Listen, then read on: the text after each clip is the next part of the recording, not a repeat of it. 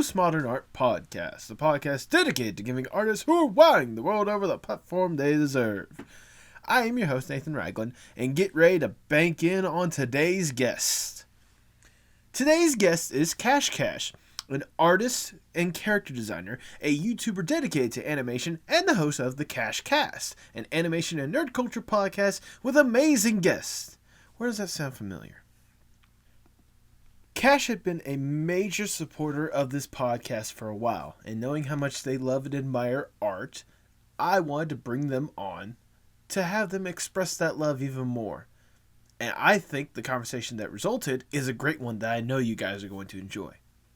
If you enjoyed KashCash, make sure you support them with the links down below, especially to YouTube. They have some really interesting videos and really dedicated work. If you enjoy the podcast, make sure you like, share, subscribe, or follow whatever audio streaming platform you prefer. 5 stars, please. Trust me, I've been able to see that on Spotify. You can give podcasts 5 stars now. Please do so. Pretty please. I would greatly appreciate it. Like, Spotify is the main one I use to listen. I will see those reviews. If you want to go one step further with that support, maybe you should drop by the Postmodern Art Podcast merch store, where you can see some incredible designs done by some outstanding artists, including the latest retro style done by former guest Roya Shahidi. If you want to go even further with that support, why not consider being a part of the Apocalypse Podcast Network Discord server, where you can talk more about this podcast and other outstanding ones in the network. In fact, let's hear about another sensational podcast in the Apocalypse Podcast Network.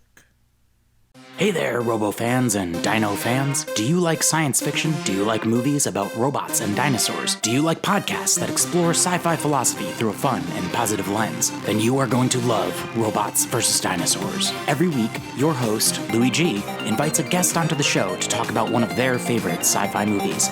It's a RoboCast. It's a DinoCast. It's a battle for ultimate awesomeness in science fiction pop culture. Subscribe to Robots vs. Dinosaurs on Apple, Stitcher, or wherever you listen to podcasts. New episodes every Friday. Follow us on Instagram at RobosVDinos or Twitter at VersusRobots. That is at VSRobots.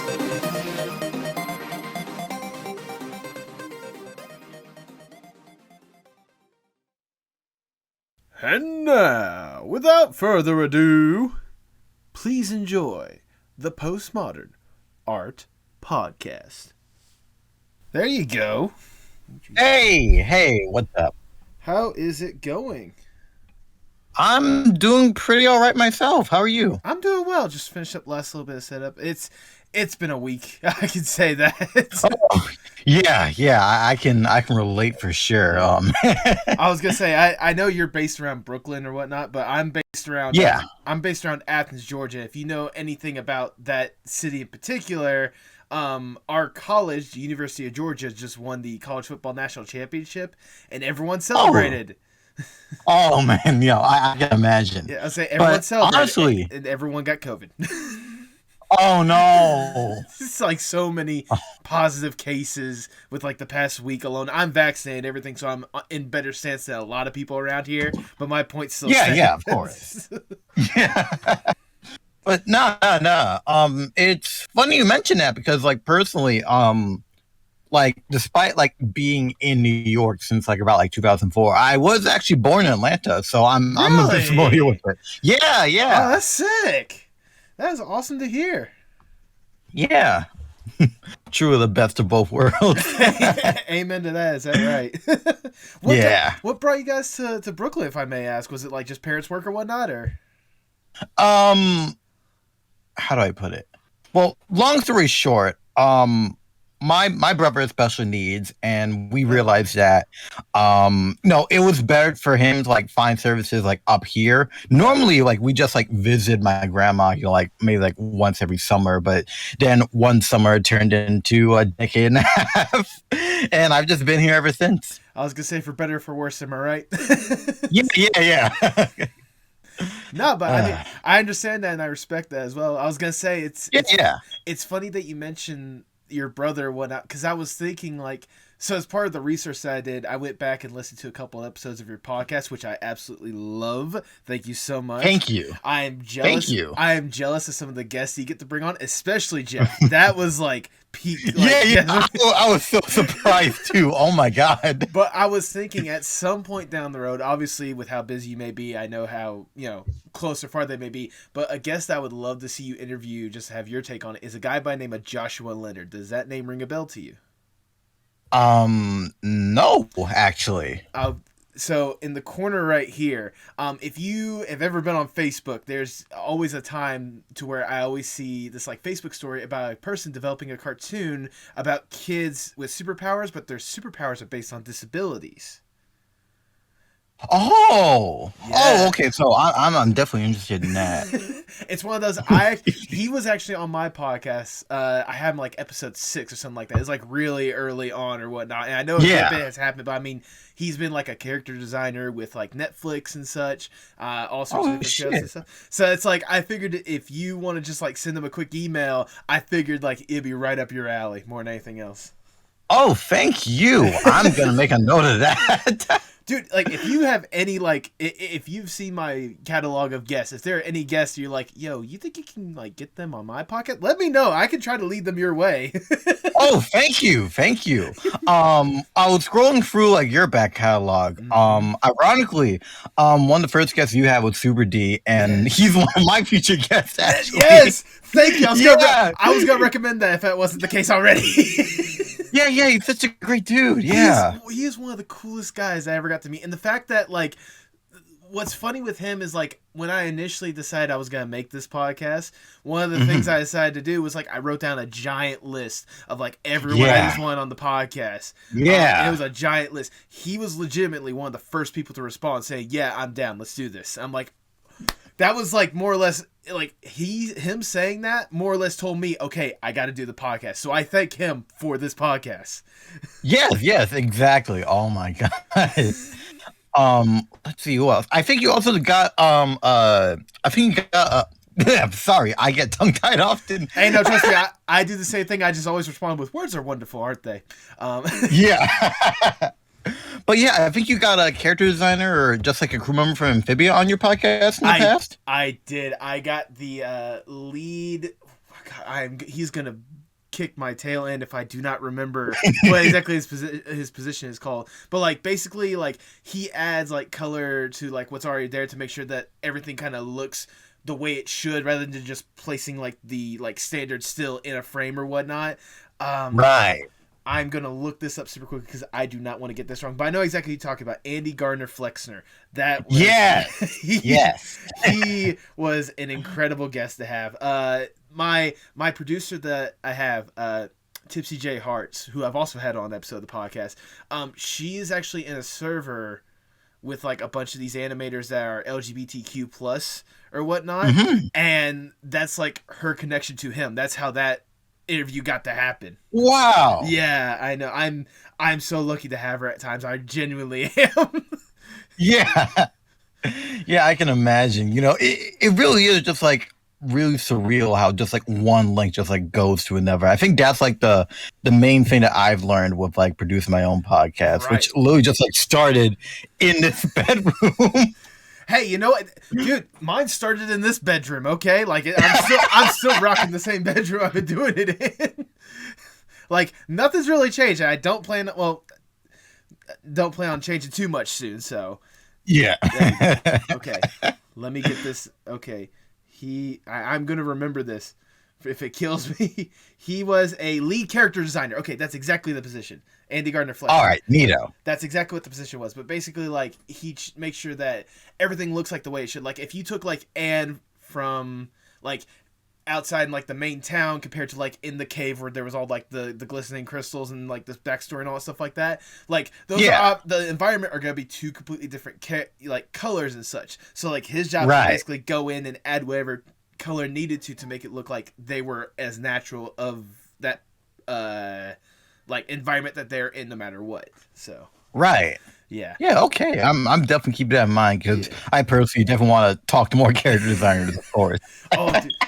Oh my god, like I trust me. Again, you and me like seeing what was funny is one of the first episodes I listened to was with Megan Land, I believe, or Megan Lawn, how do you pronounce her name? Yeah, Land. Yeah. Okay, but she was a storyboard artist for Jellystone. I just recently had another storyboard artist from Jellystone, Gio Ligamari, on the podcast as well. Yeah, I saw. Oh my god. So not only do we have that connection, that's my only connection to Creative Block at this moment.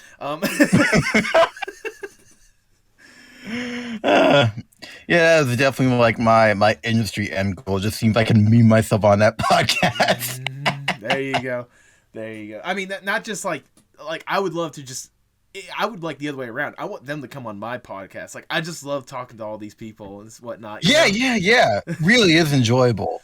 Absolutely. Oh man. Plus, more than anything else, I'll definitely talk about this a little bit more because I do have my questions and such whenever we really get to the real nitty gritty and all that stuff. But I do want to I do want to say like the fact that like you, me, and they like their podcast, they're highlighting artists in this industry. That is the number one thing that I will love, encourage, and I will champion no matter what. It doesn't matter if we it doesn't matter if we have all the same guests or whatnot. It doesn't matter if they get the guests that I've always wanted. Trust me, most of the guests they've had, I've dreamed of talking to those people. Okay, right.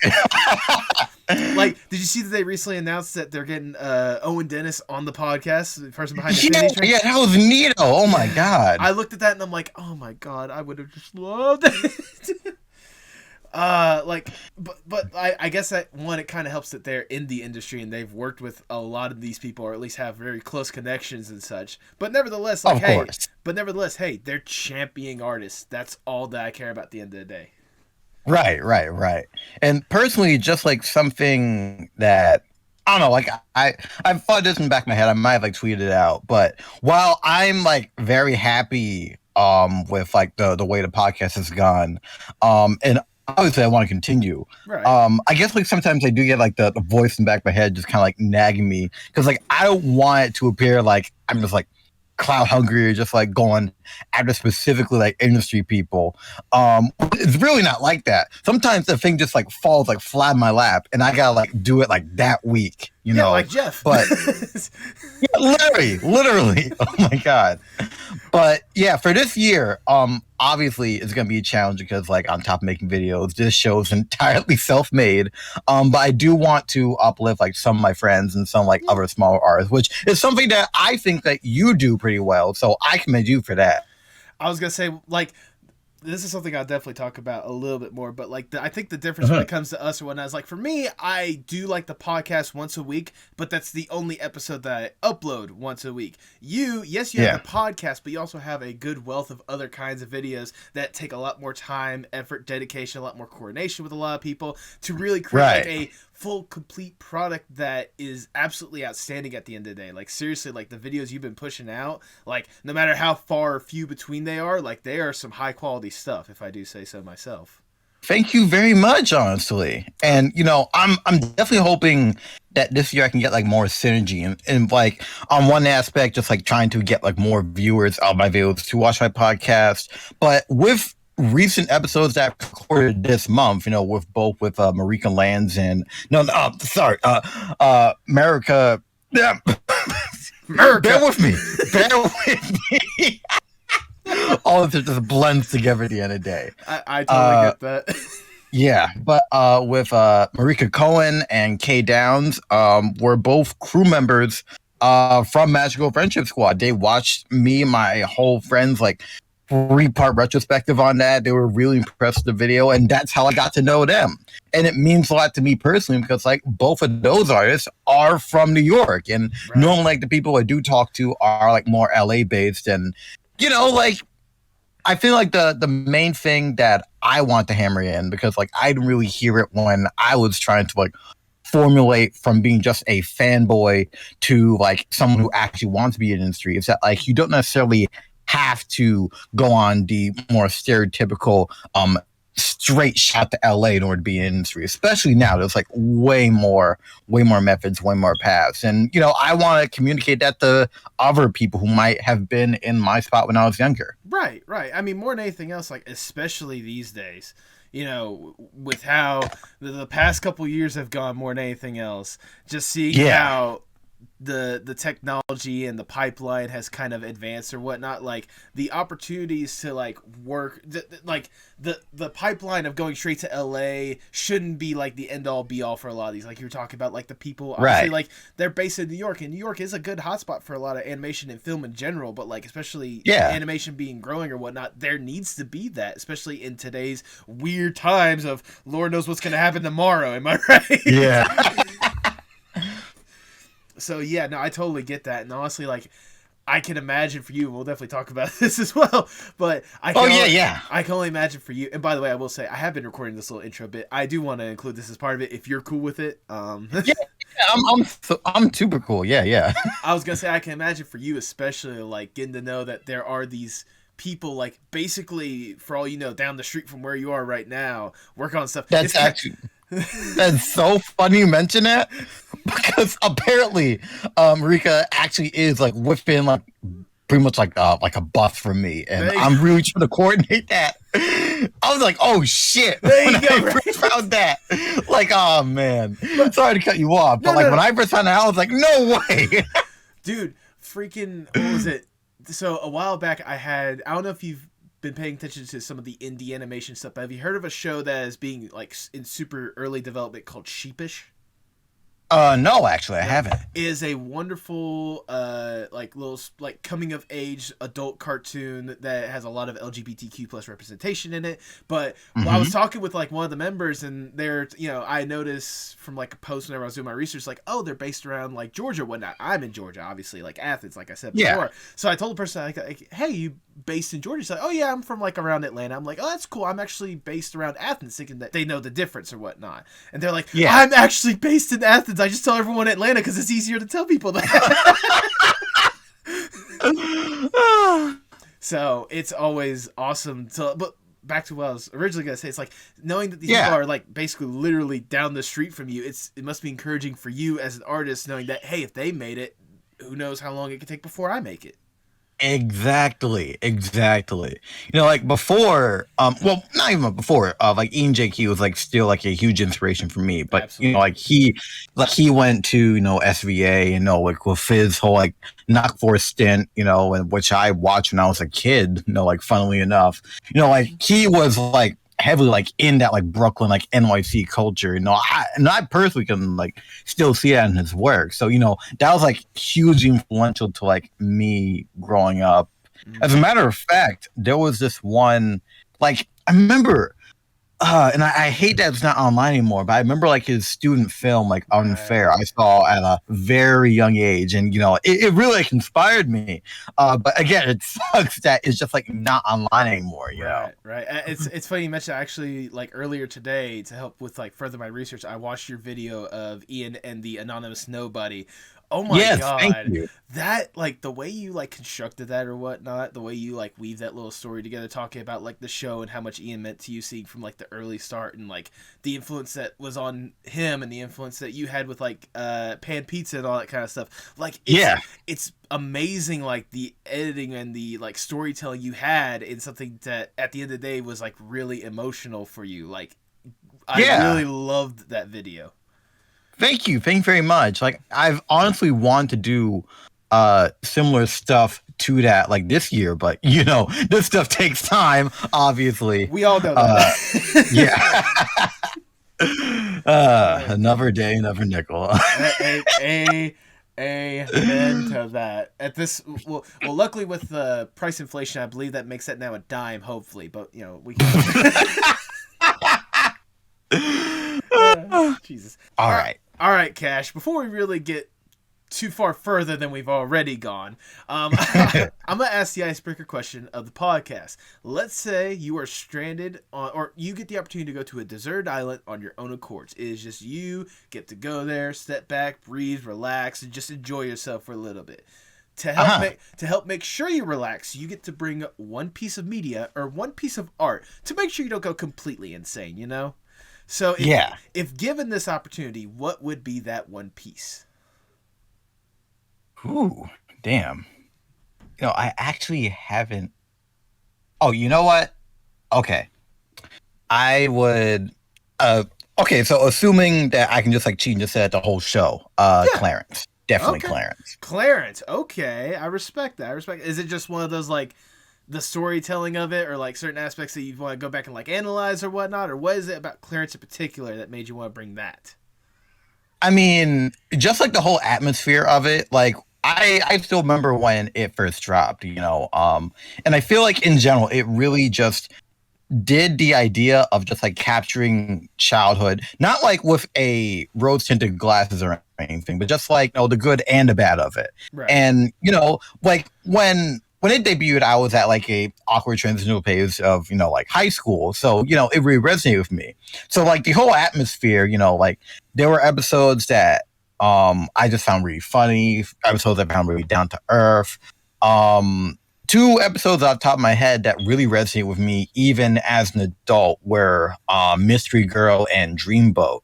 Just the idea of one, just like being able to find out like one person who you really connect with and just like really gets you, especially in today's climate. I still think it's a timeless message. And just Dreamboat, I feel like is just another story that can like really hammer into you regardless of your age, when you just want to prove yourself and just like find the one thing that makes you special, in comparison to like everyone else of not really having like many expectations for you.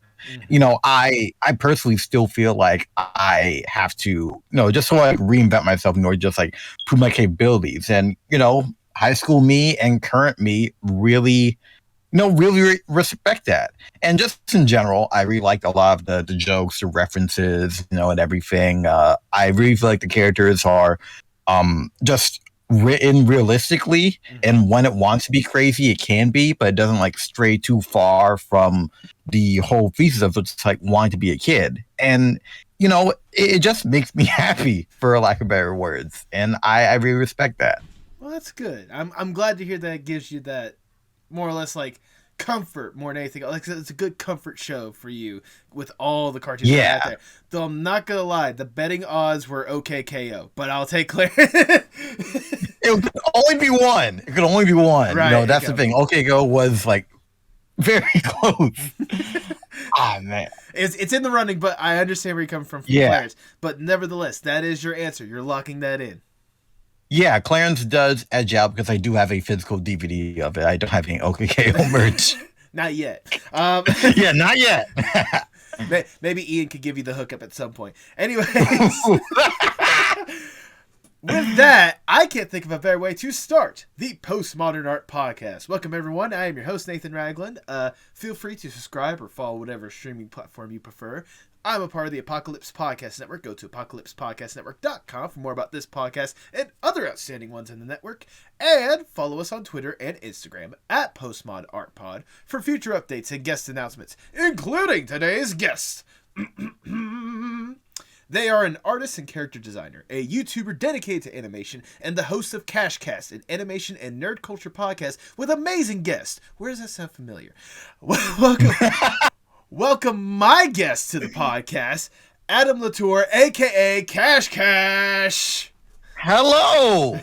It's great to be here. Oh, my God. It is an honor to have you here more than anything else, because I know you are one of the people that is constantly giving me support whenever I post something new, and I really do appreciate that. So I wanted to return the favor and have you here to talk about yourself a little bit. Yeah.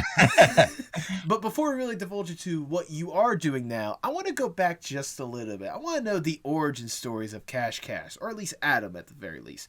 What got you interested in art and animation in the first place? So I think it was just like a mix of stuff. I feel like as soon as I was like born, like I always like had like a fascination with art. I was like just glued to like the typical stuff, Cartoon Network, Nick, Disney Channel a lot. You could probably like guess by the type of person I am. I definitely was a Cartoon Network kid first. But I feel like because I always like drew a lot.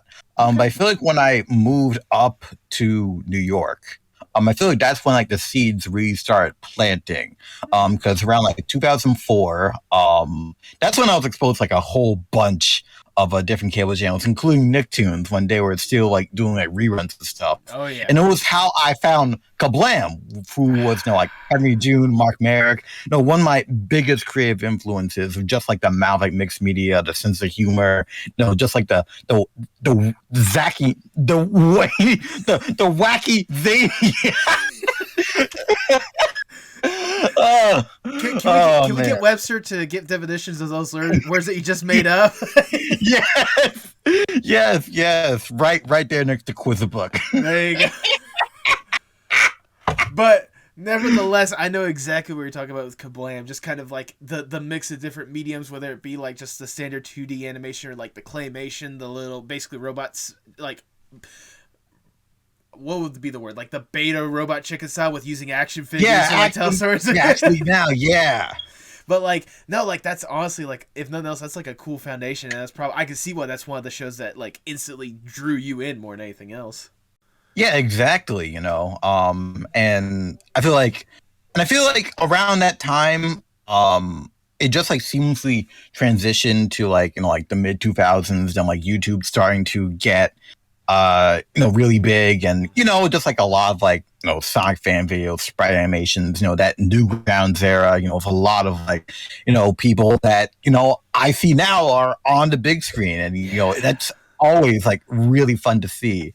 And I want to say like into like the early 2010s, because just like into that, because that was like the era where like people were starting to grow out of like a lot of the stuff that they liked as kids. But I was still like, I still want to like this stuff, because like we're seventh graders. We're not like high school students. We can still watch cartoons.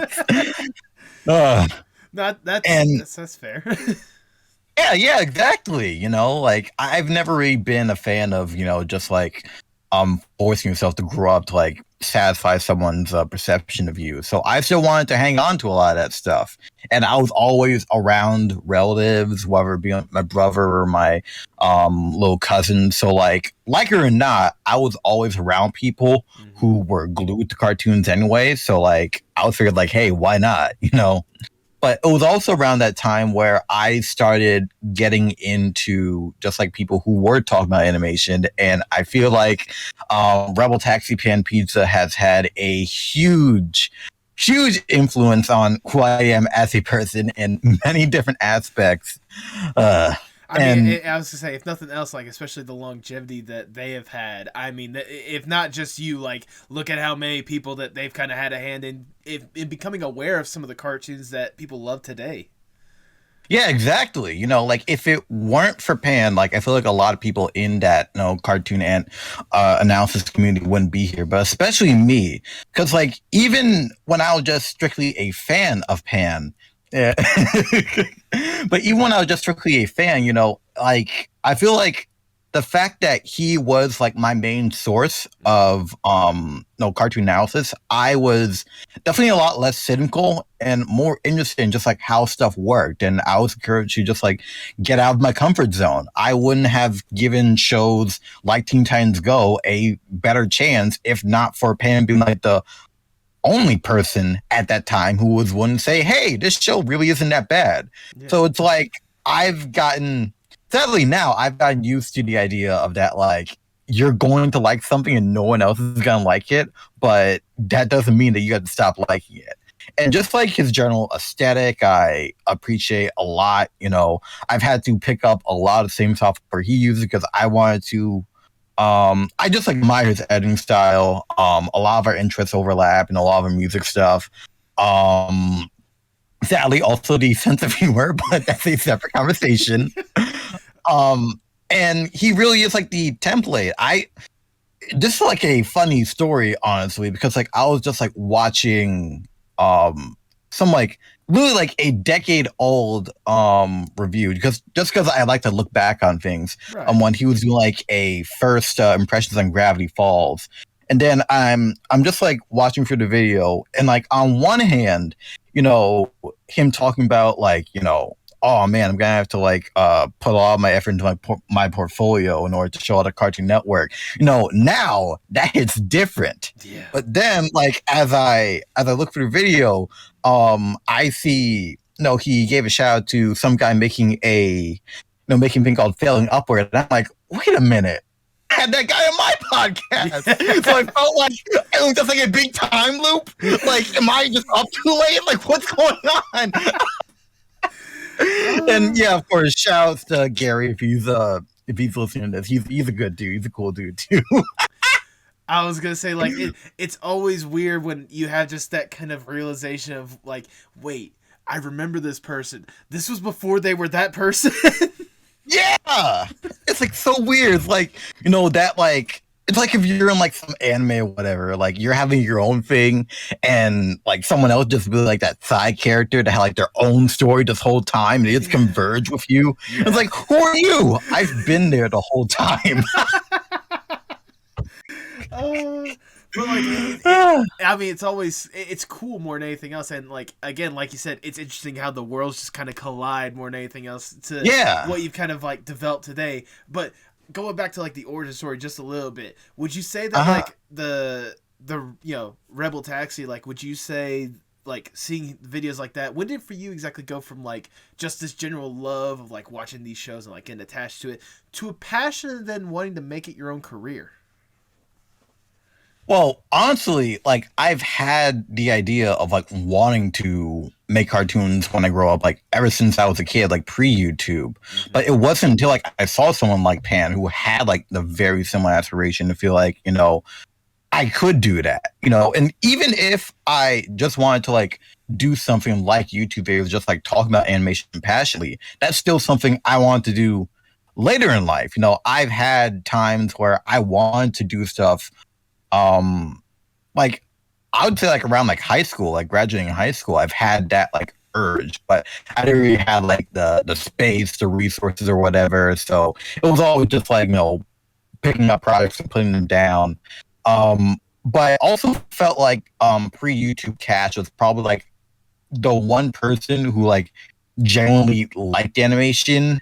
One or like maybe three tops in a sea of people who were getting, a bit more cynical and a bit more focused on, anime as if like anime can do no wrong, and I'm like, that's not really my speed. I feel like anything can be good, like old stuff, new stuff from wherever. And I know I'd have a lot to learn, but I felt like making videos about this stuff in the process, I could learn things about animation. If I could talk to people who made it, like why not?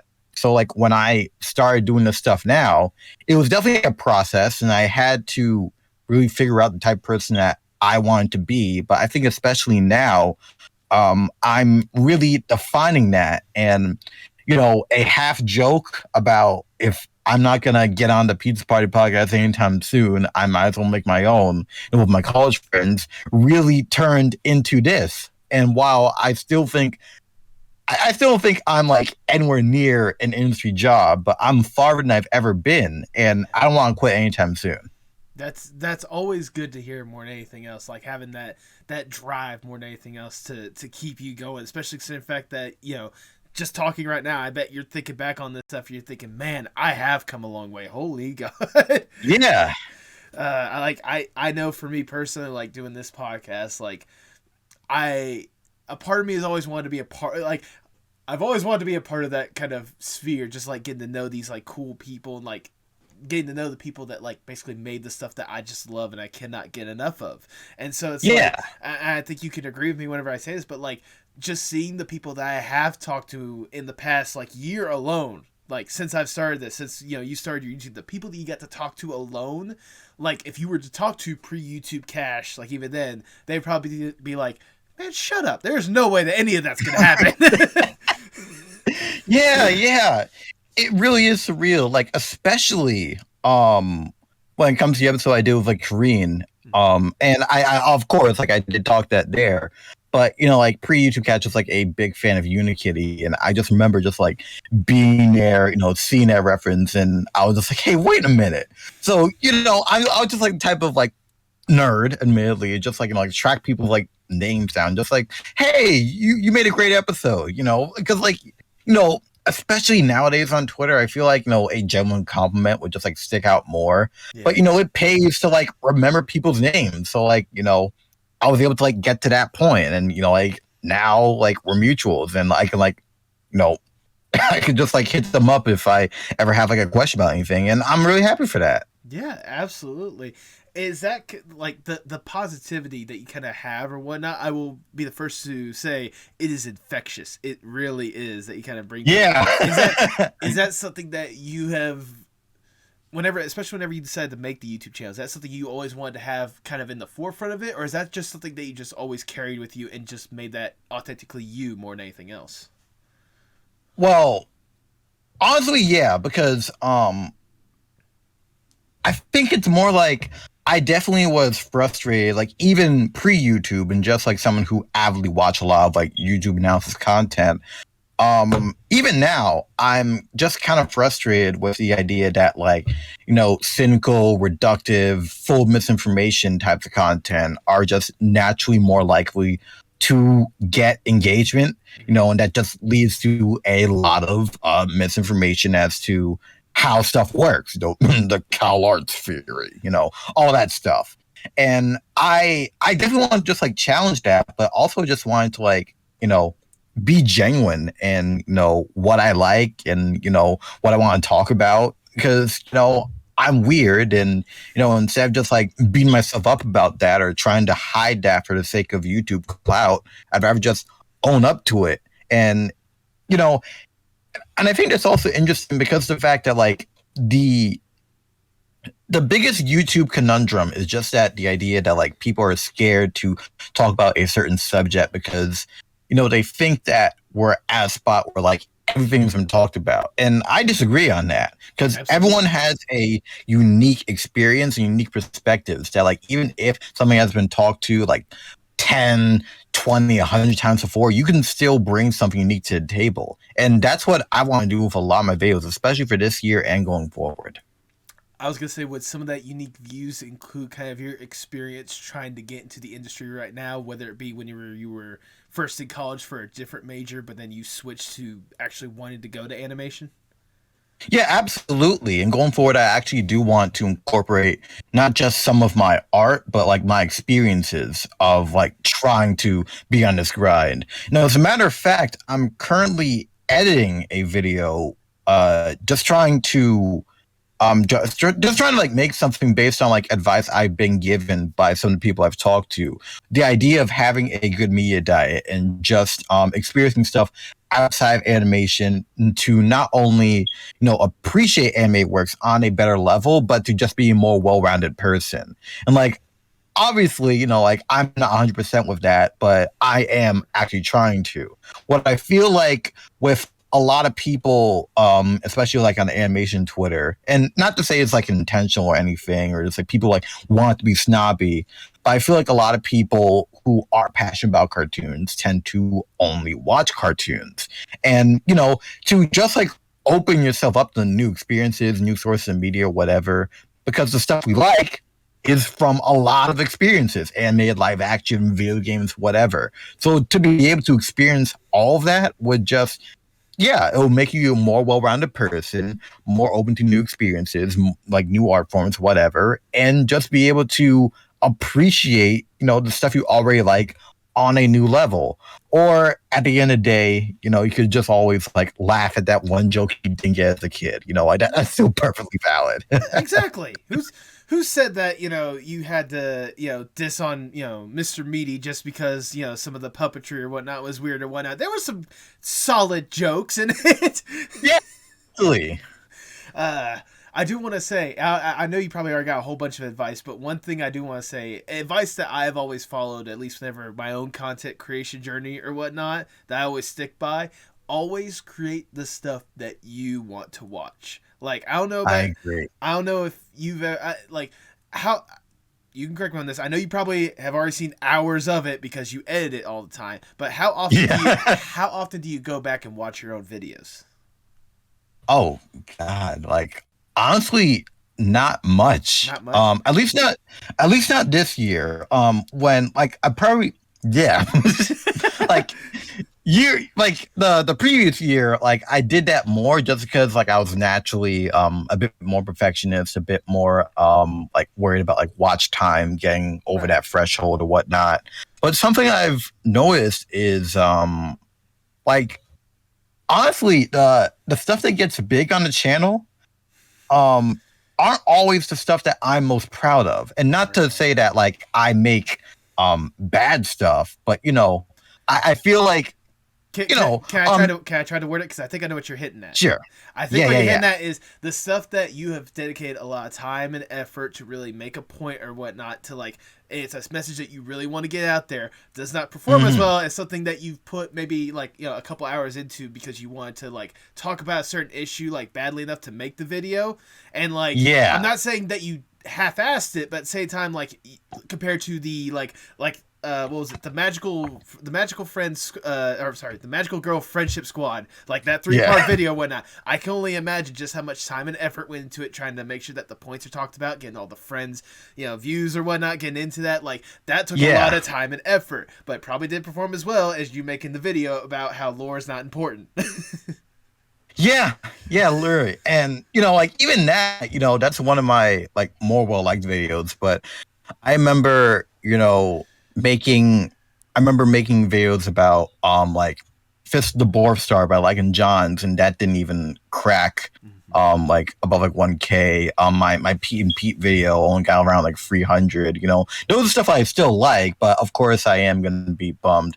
I am like a little bit like bummed that MGFS's dope like didn't get their respect it deserved in terms of numbers. Of course, like the people that it should have reached, it did, and I'm so happy for that. But like, and I was talking about this on my own show, but like, oh my God, because that literally was in development for a year. I felt like I was working on that show at certain points.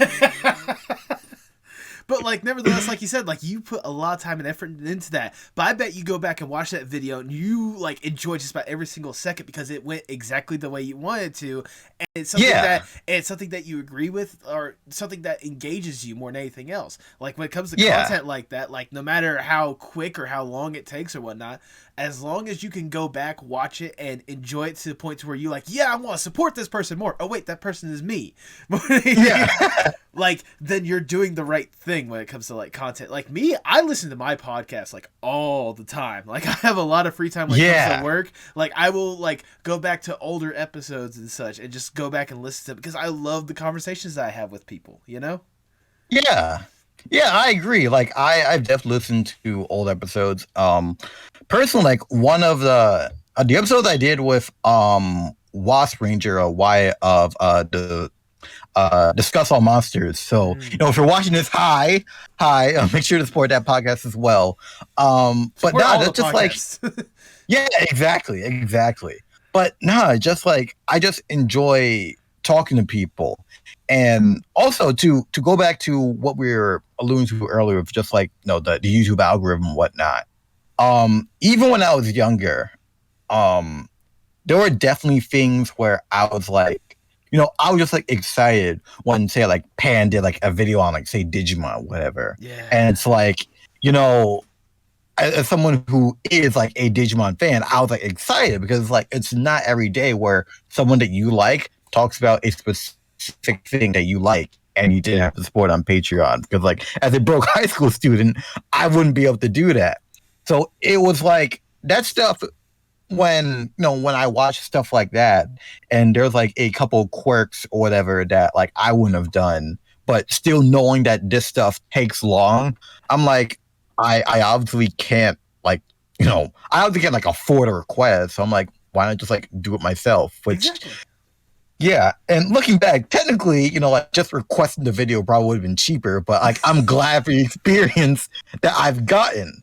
And, just like Pan's stuff like really does, provide like a good framework as to what I want for my own analyses.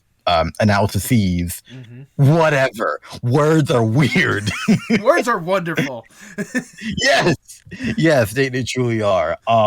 But I've had, oh my god, I literally was I had like a thread of wrapping up Comrade Ryuki recently because I was just like really enamored by that show. But now it's like I could just like turn that thread to a show because like no one's gonna turn that thread into a video because no one's gonna read a 12 tweet thread, But then I just like look at it and just like I might as well just like make a whole video on it. There you go. Yeah, I might as well, and that's the thing because like I know I can do better with like each successive upload, and I like push myself to do new things. But at the same time, I want to get stuff out faster.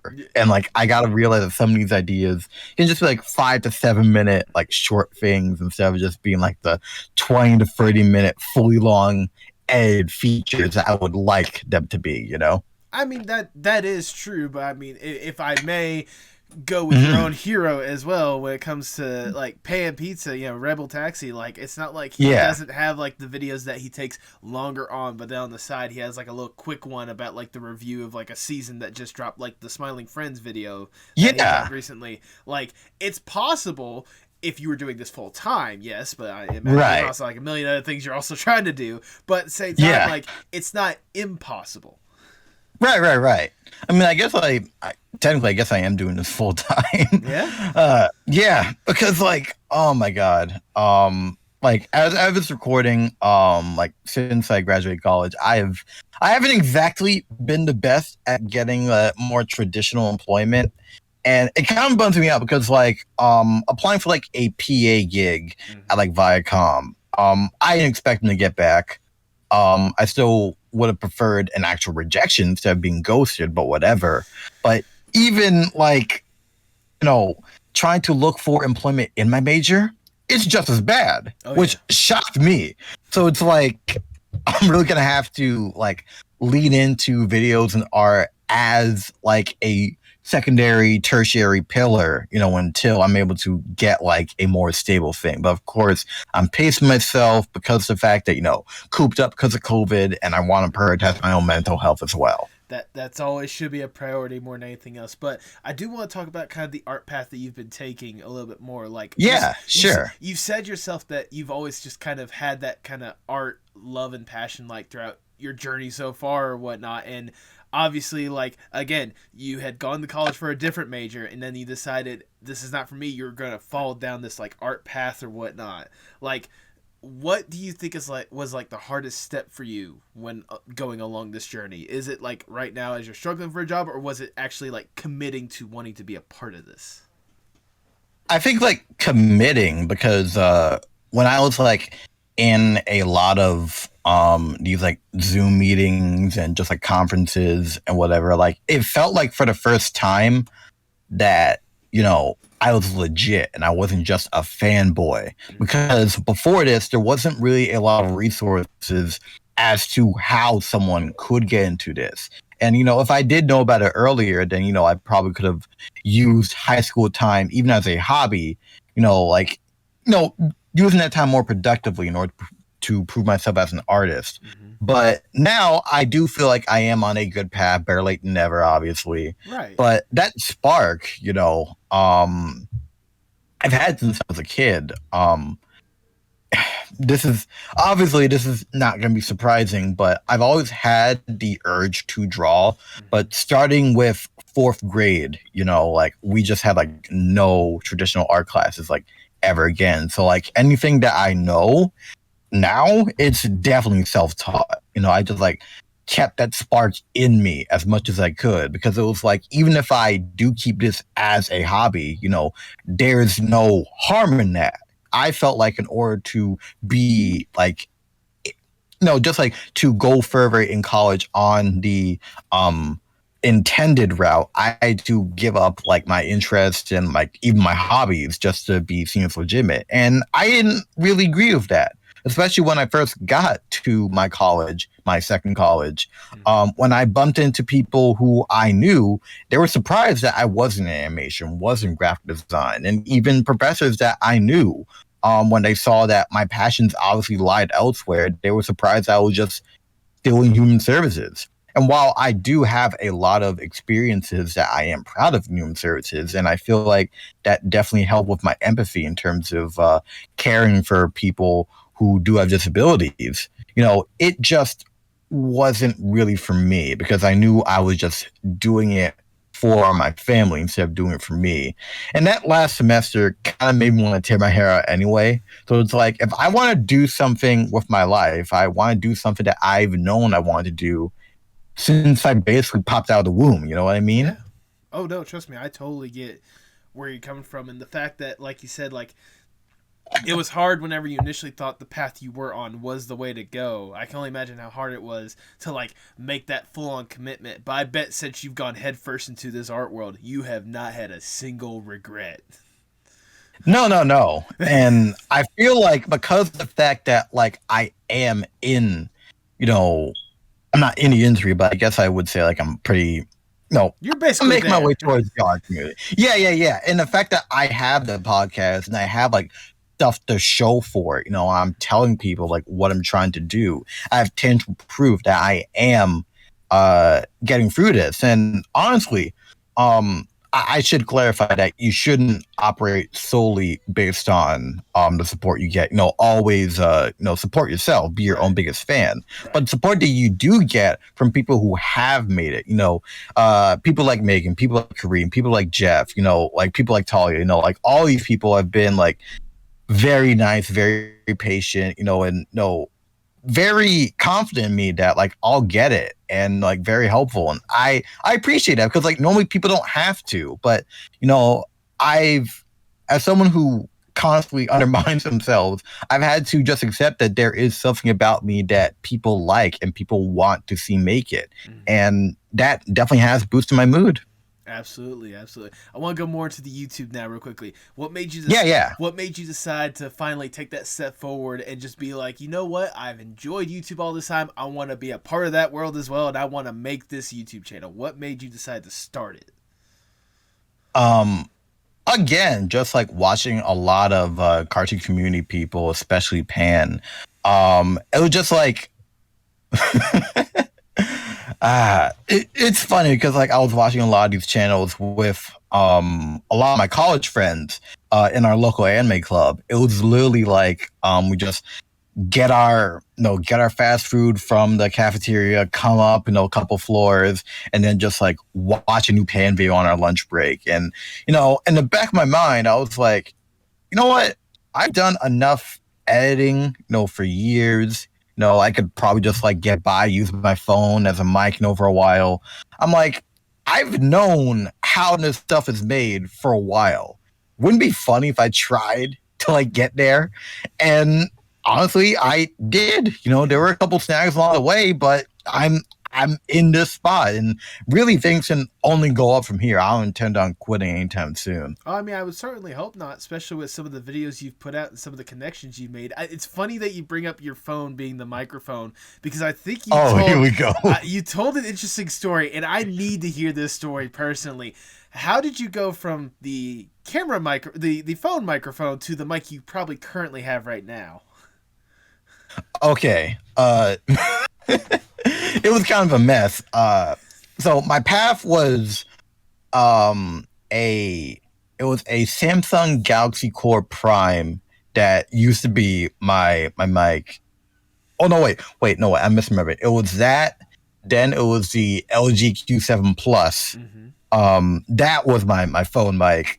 But then I realized that I need like an actual mic, but I have no idea what to go into. So it was like a little clip-on Samsung mic, which obviously was not the best at all. Really? And then, yeah, oh my God. all the presets in the world can't save a mic like that. No, oh my god. There's only so much that like microphones can do, or that you can do. The microphone, well, Samsung, we'll leave that out of the issue. But anyways, so you had the little clip-on mic. Yeah, I had the clip-on mic. And honestly, like I guess like he is definitely responsible for like some of my channel at this point. Like fellow cartoon YouTuber of Revere Your Life was able to send me like an old blue snowball that he had used, and I was using that for a while, and yeah, that basically was the foundation of my channel for a bit, until I got my current mic, which is a Audio-Technica AT. It might not be the exact number, but it's an AT2020 USB. And I've been told by people who have typical like XLR setups, which I currently don't have the space to use, as you can see. Yeah, right. But they said the audio quality isn't that bad, considering. And I am perfectly fine with that, and I'm going to stick with that for as long as I can. But you missed an interesting step. It's like, that's the mic you currently got. You have. How did you get that microphone in the first place? Because if I remember correctly, wasn't it Jeff that kind of helped get you that microphone? That story. That's the story I wanted to hear.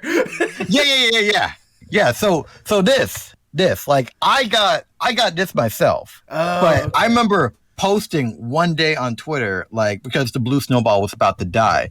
So I'm like, damn, I'm really gonna have to like save it for a mic. So I just get a DM. It's from Jeff, and basically just says, if you want me to buy it for you, I can do it. And I'm like, what the fuck? Sorry. I want to say, for context for people that don't know, we're talking about Jeff Trammell, who at the time was, I believe, the lead writer for Craig of the Creek, or one of the head writers for Craig of the Creek, a very popular Cartoon Network show. Yes. I am still shocked to see my music to begin with, but I was just like, just like,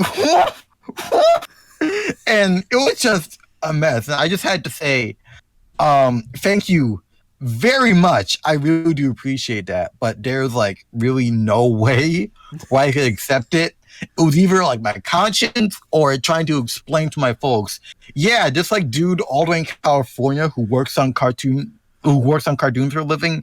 Yeah, he got me a microphone, no questions asked. Like there's nothing you need to look into or anything like that.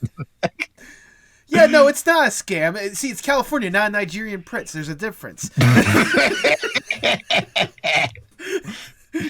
And yeah, like honestly, it probably would have like went down like that if it did have, because I personally had a hell of a time trying to convince my mom to get me a online thing to Lightbox, because she was like, so the whole thing is like $5 because I personally wasn't interested in the merch. I was like, that sounds too good to be true. I want you to get information. This sounds like a scam. Like I don't get, like, prove it to me that this is real. Yeah. And it's like, Mom, please look at all these sponsors. It's not like, I can't blame her, and honestly, like that experience was pretty good in itself. Because I was able to I was like taking notes like I was still in college. I will be completely honest with you. I was desperate to get some of the information. And through that, I was able to, get to know a couple of small artists. I think Jenna Wow and her little group of Sunflower Club has like been something I've been keeping my eyes on. I'm really excited for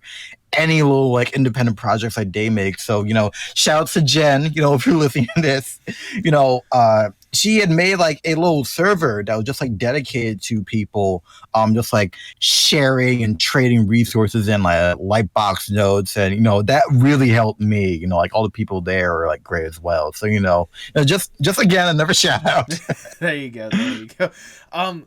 I just wanted to at least, but like, it's incredible to know that throughout this little process that you've had, like, especially the connections you've made and the people that you've gotten to know, especially with some of the videos that you've created or whatnot. I have to ask, especially when it comes to the videos, what exactly what is the process for you to go from like a simple thought to like completion of a video? Like, how does it go down whenever you decide I need to make a video on this? That's interesting, because a lot of the more detailed stuff, it's stuff that I've wanted to exist in video form since probably when I was in high school. honestly. So I'm just like going off my bucket list, if I can be honest. um, Fair. for some of the shorter commentary videos, like the little like Pibby thing, and some of the other cachettes, they're more like discussion topics that I like talk about passionately, either with my friends or in my own head while I'm showering. There have definitely been a couple of times where I just like think of a whole script. I'm just rushing back to my phone or laptop, just like word vomit all that out. And most of the time, it's still pretty good as a script. Oh yeah. So after that, when I get time, I just like record it. I record in Audition, just like splice up the audio and whatever. And in the process of this like new phase that I'm currently in, I've had to pick up a lot of Adobe programs in order to just like give that a little more oomph. You know what I mean? So I've had to experiment with like making backgrounds in After Effects, some assets, learn Premiere in order to edit it a bit faster. And while I'm still more comfortable in Vegas, there are a lot of definite pros with Premiere, so I can definitely understand people who do use that and who did get their start from it. But I personally would not recommend it as something to just go into. Right. I'm a nut with video editors, but like I feel like with the stuff on phones like Filmora and DaVinci Resolve, that's completely for free, I think. There's definitely a lot of stuff now that I feel like if someone wants to just like get in and doesn't want to go all in like I am, that's a completely fine route. So I definitely recommend that. And after that, just like going into Photoshop and just like sometimes I really gotta get into the zone. When it comes to like making a cool thumbnail, I will completely admit I don't really have a process, so to speak, but everything I do, it's different each time. And something I do want to do is trying to draw more assets for my videos. One specific video that I have like for this year, which would just be comparing and contrasting my experience with getting better as an artist to getting better with my side hobby of playing competitive Smash Bros. Melee, has way more overlap than people would think, and it would just fit if I just like like little squiggle vision things or just like drew all the assets instead of making it as a cool video. So that's going to be an experiment that I'm really looking forward to tackling. I definitely gotta see that one whenever it drops more than anything else, because that, like, you explaining it and like me thinking about it a little bit, I'm like, okay, I can see where there are some parallels. I can see where that can go, and I'm interested to see the connections that you're gonna make to it, because that's like, I know how much you love the competitive gaming stuff, and I know how much you love being an artist as well. So I know that yeah. So I feel like if there's someone that can explain it perfectly, I think you're the guy. You're the person. Yeah. I mean, I definitely gotta keep my eyes peeled whenever that one drops. Yeah, I will definitely, like, even if I have like a script, I will just like probably just like DM to you, because it's just one more of like a passion video project, not just like a video for the sake of it, I mean, even then, like, aren't all the videos we do just filled with so much love and passion, even the ones that you have to jump out of the shower to type up the script for? Yeah. Like the fact that, I've had like certain ideas for years, like even like a Power Rangers RPM like review that I've had like in the back of my head since high school. The fact that it's still there, that's passion. Oh yeah. Or Parasite. Hopefully the former, not the latter. Yeah. The creative bug. Parasite. There you go. I'm pretty sure there are doctors that would prescribe that if you have any sort of bug in your body, you need to get that taken care of. Yeah. I know that for you, when was like the first video for you like that you were surprised by the reception of more than anything else? Like whether it be like one you put in a lot of time and effort and it didn't really go that well, or one that you put, a little less time into and it just blew up and you did not know why. So looking at my stuff right now, because like I sometimes I forget I even make videos sometimes. I was gonna say the one that like surprised me more than anything else. Like I'm looking through your stuff and like there's a good balance of stuff with like low to high views or whatnot. You know, couple with a couple hundred, couple with a couple thousands, and then you have your lore video on why lore is not important for some shows that has 115,000 views. I'm like, what? Yeah. Yeah, I did not expect that. I was completely expecting that to just be like a couple hundred thing, but apparently it really resonated with people. And I do want to do more videos like that because that was a video that I both enjoyed, wanted to get out there, and was proud of the reception. Mm-hmm. No, for sure. I was going to say that one, the one you did afterwards, the Pibby, which I do want to say, I completely understand where you're coming from and I get your points. Mm-hmm. I do want to say, I think Pibby would be better if it was like either a limited series or just a full on, just one movie, get through the entire concept in a single arc, because there's like, it provides some interesting stuff, but like how far can that stuff carry you, you know? Exactly. I've seen more people like in comment sections and people I've talked to talk about the limited series route as a potential way for people to go. And I agree because like I've been impressed with like basically all of Cartoon Network's limited run series, like Infinity Train, Over the Garden Wall, stuff like that. Even some of the little mini-series stuff they have for their bigger shows like Adventure Time and Clarence. I think there's real potential in going with that form of storytelling. And yeah, I'm all for it. Yeah, for sure. Yeah. I mean, more than anything else, like I feel like, especially with that little 2-minute little teaser that they kind of have, I feel like most of the story is just basically there. Like whatever they want to tell, it's just after that little battle, like what's causing this? That's the only like major question that's left in the air because we see the entire arc of Pibby in that little bit right there. Yeah. And I feel like that's like an interesting like way of storytelling too, because like you basically do know like the plot beats, but how things will get to that point. That's what I feel like will still keep us off guard if it gets into like a show like limited or otherwise, because like I feel like they could really play into that and just like go into events that literally nobody anticipated. So people who obviously still know the trailer will still have a reason to tune in. You know what I think would have been a great way to roll it out, though, in my personal opinion, to really get people hooked? Mm-hmm.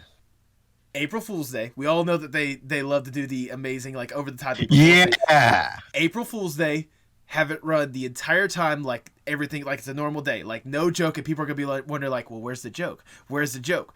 5:30 a.m. around the time where, it's like the last little bit of Adult Swim, and then it's about to go to, like, the preschool AM thing. You do, like, learning, you do like the learning with Pibby to where like the entire time like it just looks like it's a kids program with like maybe a thing off or two like here and there, like a weird little like bug in like a corner, like you might think it like be a production error or something like that, but at the very end when that whole entire like mess consumes everything or whatnot and then the series just ends, man, that would have been the perfect way to introduce everyone into learning with Pibby. Like that would have just like gotten everyone hooked more than they already are right now. Yeah. Like that's the sort of like guerrilla like marketing stuff that I've always like really been impressed with like Adult Swim doing for stuff. Like, hey, Toonami's been here for like almost a decade and we literally got here because of a hashtag. And I was there. And I'm happy for it, Good. I mean, you should be. I mean, considering again how far it's come along and just how much love that the little block has had, like it's hard not to like be championing it just every single Saturday. Yeah, exactly. There's stuff that I've wanted to talk about for Toonami for the channel actually, and I swear it wasn't intended to be another Pan Pizza parallel, as it were. But around like last year, I had the idea of like a retrospective of the Giant Robot Week block that they had at around like the early 2000s, because I know that there's not really a lot of like more like nuanced like Toonami content, because I feel like it always like goes into like it was cool, then Tom 4 happened, then it came back to Adult Swim, and then everything's fine. There's like so much like in between like the music albums, like the little micro series, IGPX as a whole. They got Mark Hamill and Haley Joel Osment in an anime and no one talks about it. No way. So yeah, there's just like a lot of like little like nuggets of lore like sprinkled through, and that's like another pillar that I do want to do. And it's honestly way more it's way more possible than an idea I had pre-YouTube of just going through every show that aired on Toonami in chronological order, and I do not have the sort of free time. I'm not LS Mark. Can I also give you an idea for a video that I would love to see, or if nothing else, I would love to help you make? Sure. So I imagine you grew up around the same time as I did when watching like Cartoon Network and stuff. So like you talk about how you love like color and stuff like that, but like even before then, like the Adventure Time, Flapjack, Chowder, like shows like that, I can imagine. Oh yeah, I was definitely there for that era. One of the biggest shows that has always been my biggest inspiration. I will always champion, and I'm surprised there's not more people that talk about this. It's Class 3000. I cannot get enough. Ooh. Yes, I cannot get enough of that show, and I would love to have like an opportunity to just talk about that show. Considering the fact that on top of that, I feel like I could offer something a little extra by the fact that on this podcast, I've talked to the director of Class 3000. No way! Dead oh serious. Wow! The guy's name is Joe Horn. He directed all of Class of 3000. He directed episodes of the Boondocks. He did did animated segments for Pee-wee's Playhouse. He was a storyboard artist for the original Teenage Mutant Ninja Turtles and the original Sonic the Hedgehog animated series. So yeah, oh my god, yeah, I talked to him and like getting to talk about his experience on that show. Like even if I could provide you like sound bites from that interview or whatnot to help like further that collective. I know. Yeah, I would love that. Yeah, I know. Yeah, I do have a full plate, but honestly, you know, like I would be down for that. Like I definitely have like a passion towards Class 3000. I feel like now as an adult, you know, I was able to get more out of my comfort zone in terms of music, especially. Mm-hmm. So I feel like I could really like admire the show in a different light because of that now. Yeah. And yeah, I'd be down. I'd be down for sure. I know I said that I wanted us to collab, and this was more or less the first step for me to make sure that collab happened. Yeah.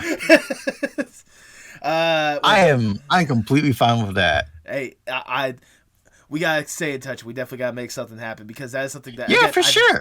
I love talking about that show more than anything else. And like I said, especially getting to talk to him, I can imagine is probably the same for you with some of the guests that you get to talk about on your podcast, KashCast. Anchor.fm/KashCast. Wink, wink. Well, I was gonna say, going a little bit more in detail with that, when did you decide? Like, obviously, like you had your YouTube channel, you have all these cool videos. Yeah. When did you decide on top of that? You know what? Let me add a podcast to this thing. Was it kind of just in that same vein of the Pizza Party podcast that you love? Like, was that always a plan when you made the YouTube channel, or was that just something you decided, hey, why not? Yeah, like it wasn't like something I first intended to, but I felt like, you know, since a lot of my other friends at the time, you know, also had podcasts, I figured like, hey, why not? It'll just be, you know, another thing that I could do. Originally, it would have been like more like a more blatant like pizza party thing where I'm just like talking with friends. But you know, no shade to them. Like I have like some very lovely college friends, but like I am complete ass at trying to navigate everyone's schedules, especially now. Yeah. Yeah. So it was just easier to try to just like go for like a one-on-one thing. And what I would want to do eventually, just have like I haven't debuted this label yet because obviously I have a backlog of episodes to edit. But something I would want to do is like an unplugged sub show where I either or both, you know, just like have friends on. We like have episodes dedicated, just like talk about nerd shit or talking to content creators who, while they might not be focused on animation, I would still like to pick apart their, you know, their brains, you know, and talk to. So, you know, just like having a separate section for that. Yeah. So basically, at least with the unplugged thing, you just basically be doing this podcast. I see how you get. No, I'm joking. Yeah. Dude, hey, I've said before, and I will say it again, all right? I am always going to champion people that are going to highlight artists and give them the platform that they deserve. And I can tell you right now, with some of the artists, especially the animation people that you've been able to have on your podcast, oh my God, you're giving them a platform and then some. Like, does it ever blow your mind just kind of the people that you've been able to get on your podcast? Yeah, like it really did like all start with like Megan Lands, and you know, like she's a great person in herself. Honestly, I don't even like remember when she followed me. If I can be completely honest, I just like noticed it's like, oh shit, she works in Chillystone. I should probably capitalize on that. Why not? And then everything else just like slowly crept in, and I'm really glad for that. Yeah. Contrary to popular belief, you know, like popular sentiment, Warner Brothers Animation does not sponsor the KashCast, despite most of my guests coming from there. So I am still a one-man show. So Imagine if they did one day, though. That would be insane. it would. But I mean, no, nevertheless, like, again, like, just some of the guests. I know I talked about, you know, Megan and Jeff and such. I gotta say, personally, out of all the episodes I have listened to, Jeff, like, the conversation you and him had or whatnot was some of, like, the most casual, laid back, like, conversation that I love to hear from a content creator, like, from an animator and artist like Yeah. that. Like, I loved that episode. Yeah. A lot of the conversations I had, you know, it didn't even feel like a more formal thing. It was just like talking to someone cool. And I'm glad I can do that, you know? Again, as someone that does basically the same thing, I totally get where you're coming from. I totally understand it, man. Like, it's insane.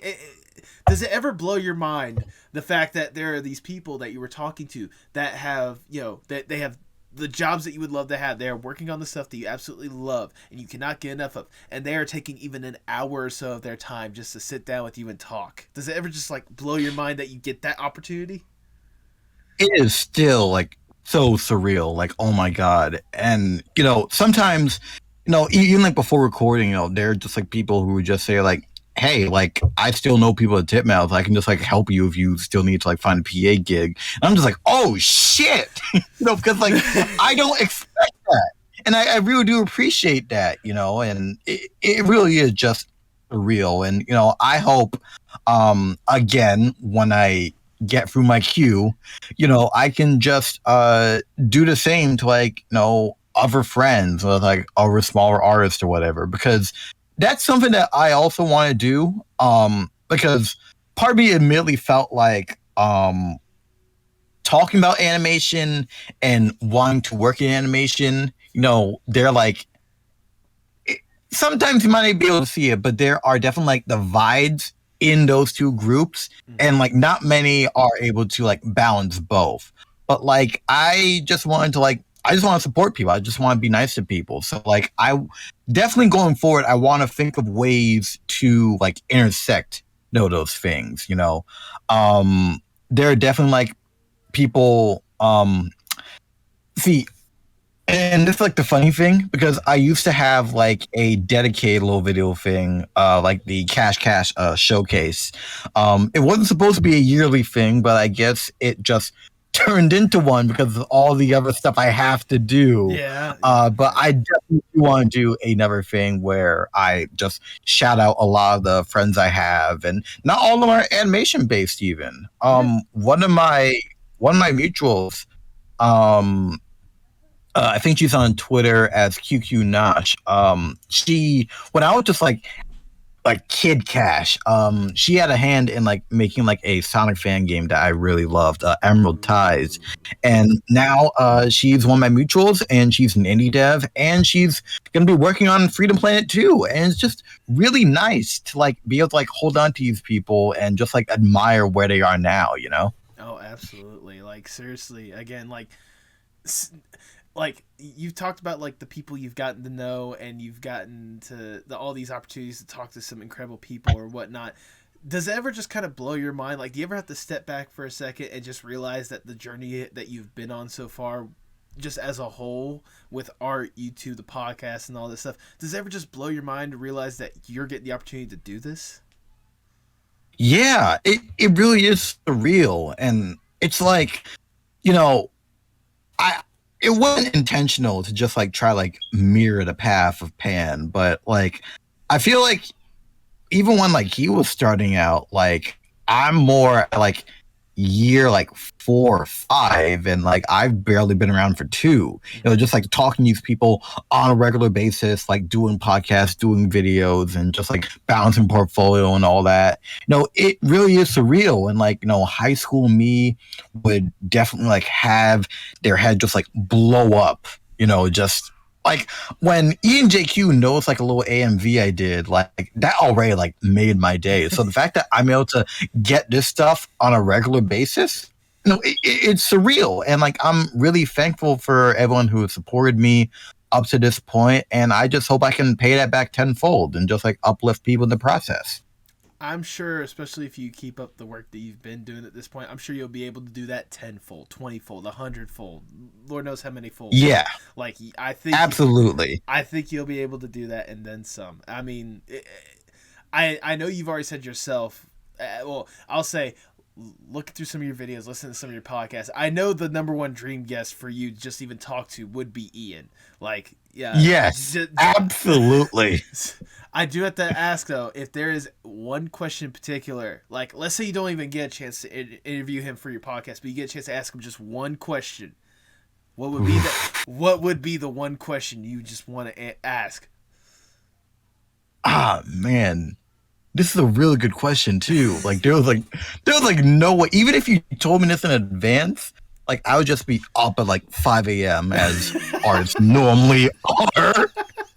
Just, like, thinking about this. Yeah. Oh, my God. And, God.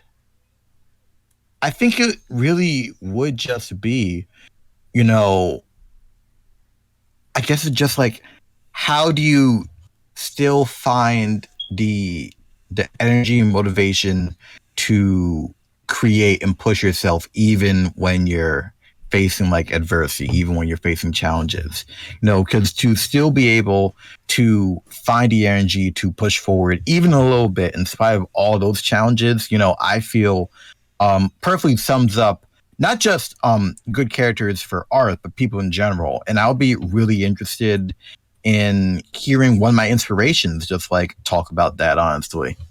Absolutely. I mean, it's a beautiful question to kind of get the insight for, especially for someone that you like talking about, especially the fact that they're in an industry that faces a good bit of adversity, a lot less than it did ages ago. Thank goodness. Yeah. But still, like, the fact that it's still there and the fact that he has to face it, I mean, I can only imagine what his response would be. But I want to know your response to this next question as well. As someone that is trying to get a foothold in this industry, facing this kind of adversity and seeing, obviously, for years, you've talked before about how much you love, like, Static Shock and such. Like, how much that was a major inspiration, but that being, like, the only representation for you growing up.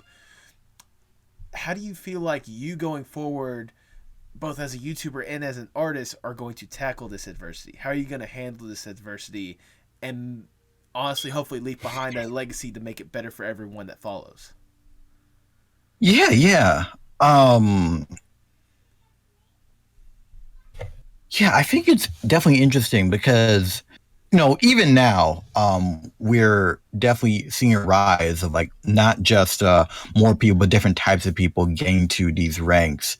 But I guess for me, when it comes to representation, it's not just when it comes to like who looks like me, but who feels like me, like in terms of personality and interest. And I feel like in terms of interest, I obviously got a lot of that, affirmation and inspiration from Pan. But Ian was someone who was hugely inspired, who hugely inspired me because, I saw myself in him and he made it and he's continuing to do cool stuff. And while of course, there's not one Black experience. There's not one like any experience, and I feel like that really does affect the stories that you think of, the stories you tell. I feel like if someone like me can make it, then like there are definitely other people like me out there who are kids who are like further back in their journey. So, if they connect to someone like me and they see someone like me make it, then they'll have the opportunity to feel like they can make it.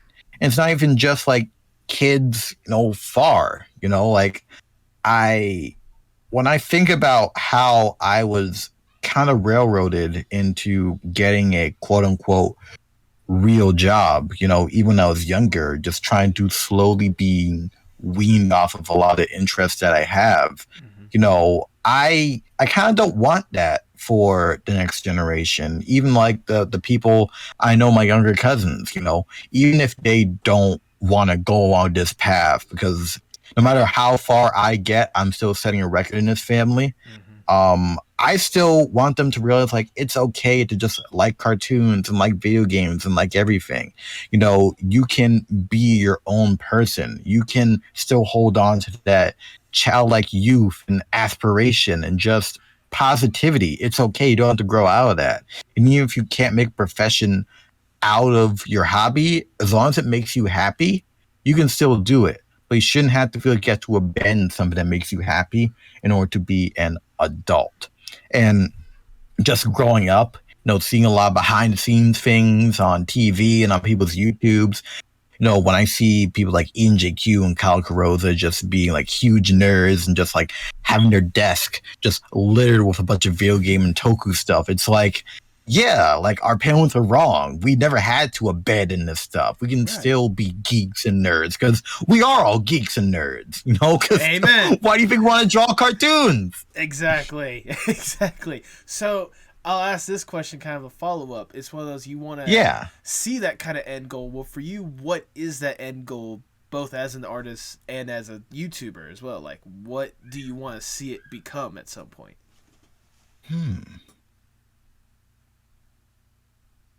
I feel like for a YouTuber, no matter how big I get, I still want to feel like I can be me. If I want to be serious for a bit, I want to be serious. I want to talk about a mental or emotional thing that I feel strongly about. I want to be able to do that.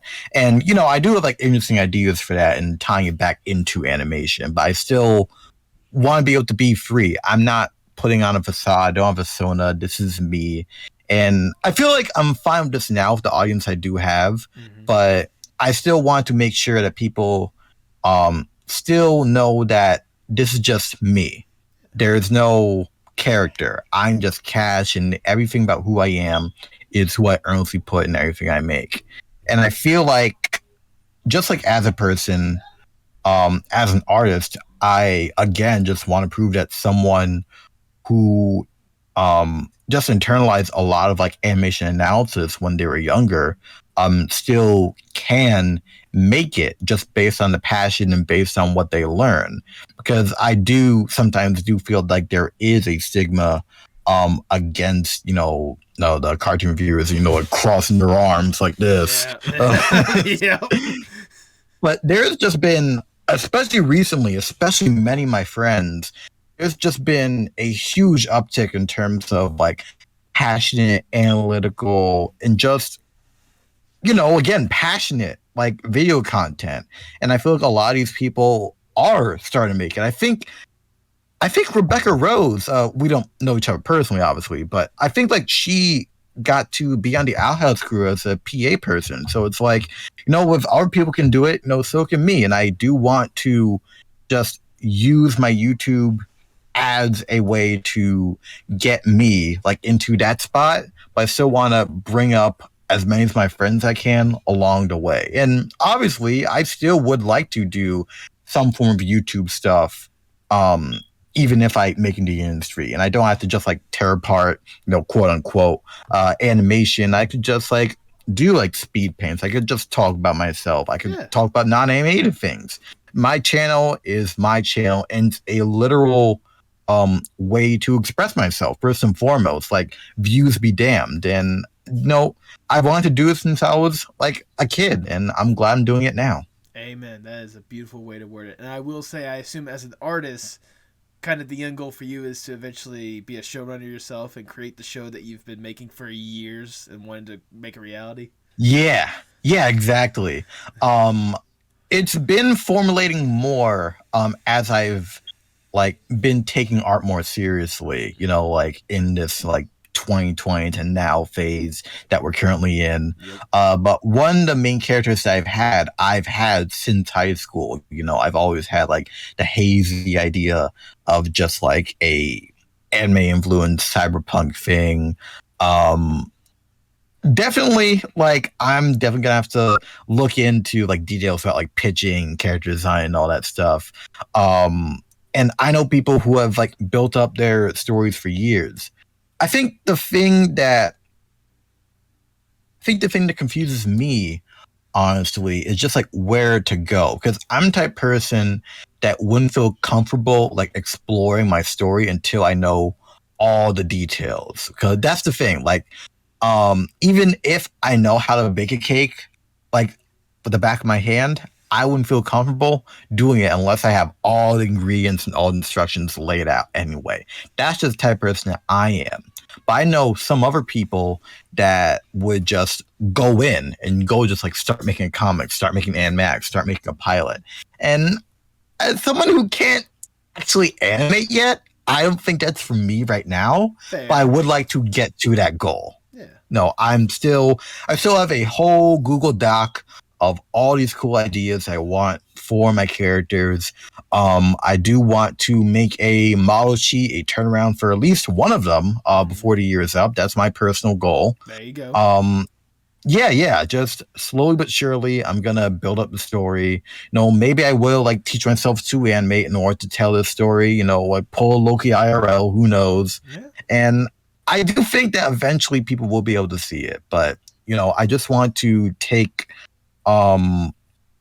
just the idea of youthful optimism, becoming oneself, and just like fusing it with New York, the urban landscape that I've loved, and just like naturally putting a lot of diverse characters who are just able to exist. And then just like a lot of fun, a lot of action, the Y2K aesthetic obviously would be a huge part of it. And just being able to be oneself. I feel like that's going to be the whole encompassing message of it. And again, sometimes we just need to be reminded of that. Amen to that. Do you at least have a title for it? No, I'm joking. It used to be Blank Slate, but I think I might change it to something. I mean, that's better than having nothing. At least, having the blank slate is a good start. Yeah. There you go. It's just so hard to come up with a title, but yeah, continue. No, I was going to say, no, trust me, I know where you're coming from as someone that has, like, I went to school for filmmaking, so making films, and, like, sometimes you have to just get that script or get that idea fully out there, and then the title just comes at you. Like, the title is probably one of the last things to happen. What was it? There was, or it could be like the other way around. Like, for example, one short film that I did, it's a concept that I have toyed with, and it's something I would love to like make a series at some point, maybe, or like just go back to it at some point.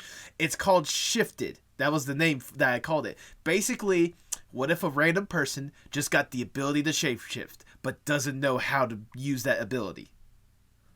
That's basically what it was. So it's like, okay, well, shape-shifting, shifted, that works as a title. Like, that's straight up. Like, yeah. I mean, like, it's like the way that it would work, at least in this little universe, is like the way that you turn into something else. Like, let's say you want to go from human to cactus or something along the lines of that. Well, you don't think cactus. No, you don't think that. You have to think of a way to describe it, but you have to think of the precise word to describe it. So you think, oh, you stupid prick. You become a cactus. Oh man, like that's that. Oh my god, that's that could like easily. Yeah, that could easily just like set itself up for just like a huge amount of jokes in of itself. Exactly. Even though like obviously I don't think like comedy is like your focus for this, but I'm just saying comedy gold right there. I was gonna say actually comedy is kind of a goal because it's like we all have like the superhero origin story or whatnot, but like not all superhero origin stories are cut clean or whatnot. Sometimes you have to get through the weird stuff in order to get to the cool stuff. So like comedy would be a basis for it.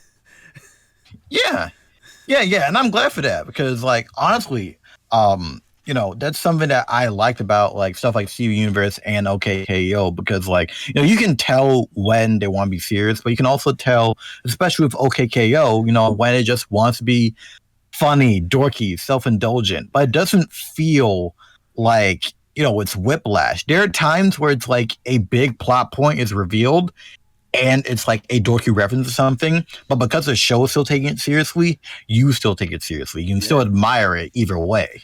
Yeah, exactly. I mean, that's the beauty of storytelling at the end of the day. Am I right? Yeah. So, because like nothing is like wholly original anyway. So like, just like, yeah, just like do your own spin on things. Whatever. Exactly. Come on. If nothing else, you better take that to heart with your concept, whatever you decide to call it, blank slate for the time being. Yeah. There you go. But, we've talked a lot when it comes to what you've done, what you're doing, what you're going to be doing. But I say let's go a little bit above and beyond for this next question, if I may. I want to give you more or less the dream scenario. I am Big Shot Mr. Moneybags. I come to you and I'm like, look, Cash, we know you got some great ideas. We know that you can do some incredible stuff, and we're here to help you get the resources to make it happen. We have access to anyone and everyone in the industry, and we have more money than there should be possible. We should probably take care of a couple of social issues, but we'll take care of that later. Right now, it's all about you. Yeah. If given this opportunity, what would be the dream KashCash project? Damn. Oh my God. You see, technically, and I have to look up someone's name on my phone, so just like pardon. But technically, I feel like part of that like already exists, so I might just end up piggybacking off someone else's. Let me, and of course, like, feel free. I mean, I'm just already intrigued to know who you might already be knowing to do this. Yeah. I'm sorry for Vance for not knowing their name off the top of my head. But it was one of my followers over on my podcast account who also worked on Craig the Creek. And she's just like a real good animator. And if I remember correctly, she had like a little like pitch thing for like a anime influence like Power Rangers like animated project. And you might know what I'm talking about, but it just looked like so good. And I'm like, this is the sort of thing that I wanted since I was a kid. And so it's like, if I could either use it as a basis or piggyback off of that, that's probably what I would want to do. Because even like my own personal project is definitely going to have,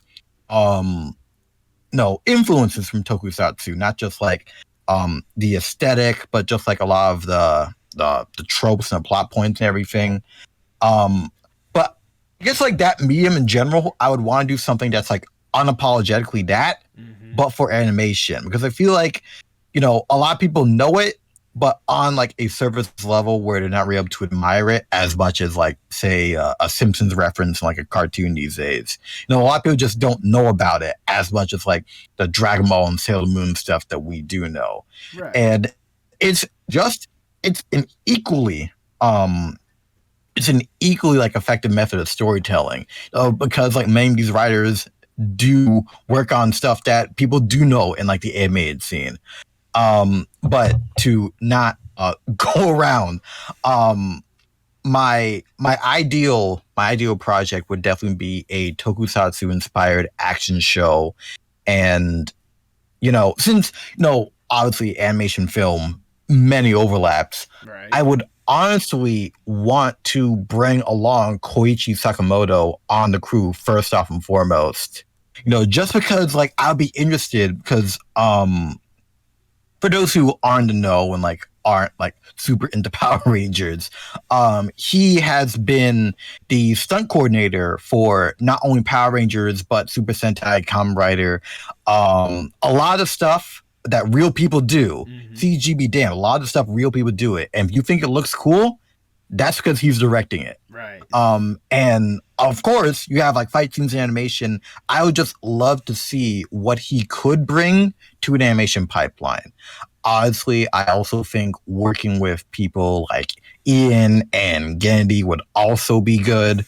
Ian, because of his general aesthetic, and I just want to use that as an opportunity to talk to him. Right. Gennady, because he is a masterful artist, and he does have experience not only with movies, but contributing to other live action movies in terms of storyboards. And he's able to just like tell a lot, even when there's no dialogue, with obviously Samurai Jack. Yeah. So I would want to bring him on. And let's see. for a dream project, I don't know how I would cram this in, but I'm also a music nerd. Okay. And exactly. So the one thing I liked about Kipo, well, obviously there's a lot of great things about Kipo, but as a music nerd, the one thing that I did like is that the person who was able to get a lot of licensed music for Spider-Verse worked on that, and it's immediately apparent because the music makes that show. I want to bring that person on There you because go. I feel like music can definitely play a lot when it comes to exploring characters' narrative, and licensed music can just stick with you for years, even if the property isn't the best. Because I am still a champion of the Digimon movie soundtrack, and I will not apologize for that. There's I no need don't to care. apologize. Good. Oh my god. No, And it sounds incredible already. yeah, and I feel like since he's been pretty good with indie projects, like especially lately in the indie game scene, bringing on Hideki Naganuma as a composer, or if not, Ivy and Sarashu, like either or, maybe both, but anyone would be like really cool to have. Are we also going to be bringing on Tommy as like the lead actor for whatever you're going to be doing? There you go. Oh man. Well, personally, if this would be like for just like a dream project, and well, honestly, like now I'm starting to wonder if I'm just like describing like my dream plans for Blank Slate. But hey, whatever. I don't care anymore. It really is. I would say, you know what? If nothing else, maybe this can help further motivate to get that finished up. Like, hey, this is what I want to see. This is like the inspiration behind it. Let's see what I need to do to get to that point, to where I can have people like that, or at least that kind of quality on this project. Yeah, absolutely. Oh my god. And then again, like some characters I have in mind, I would just be perfectly fine with having like some of my friends now voice them.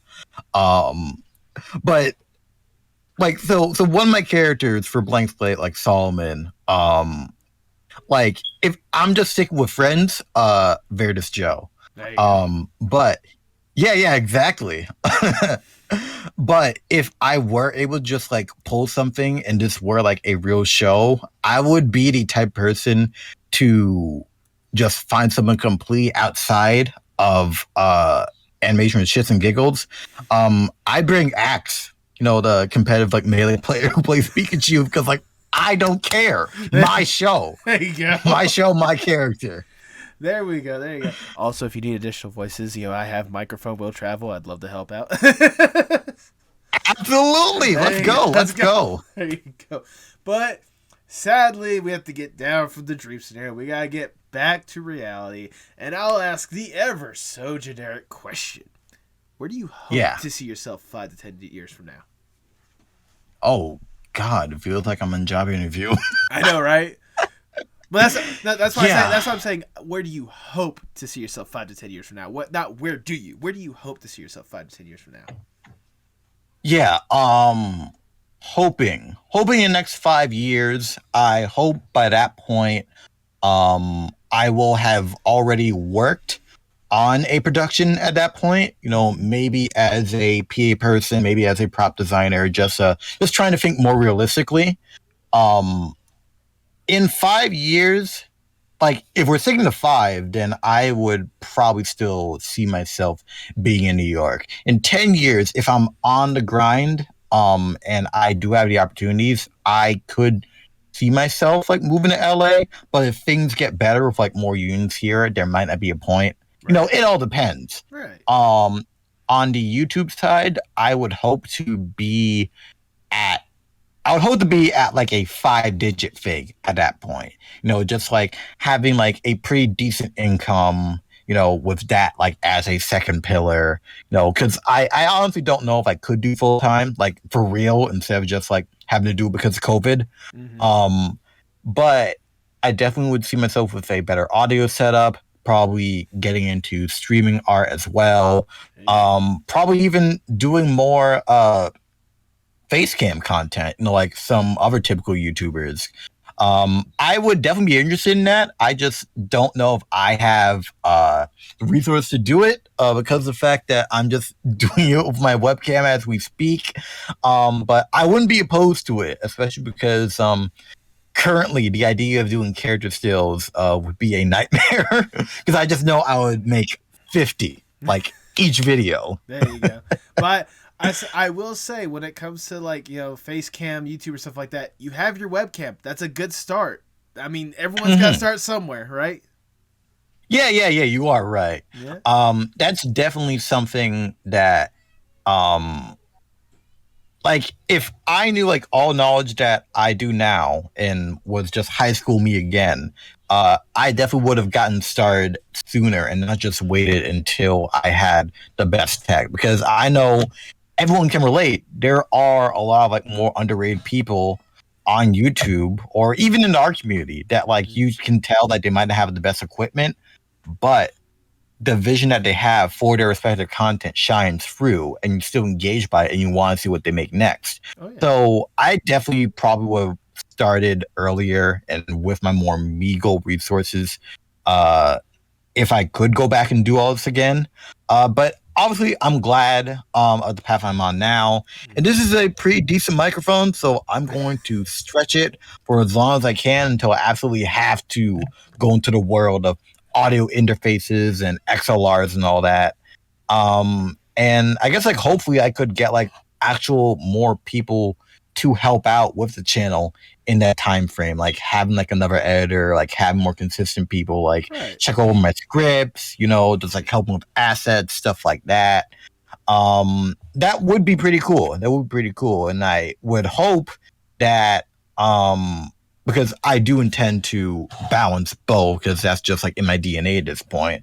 I would hope I would be able to ask some of the people I know for like advice or help, like making assets or just like contributing their voice for something analytical or funny at that point. Because like if you're my friend, like I would just want to incorporate you to as much of my stuff as I can.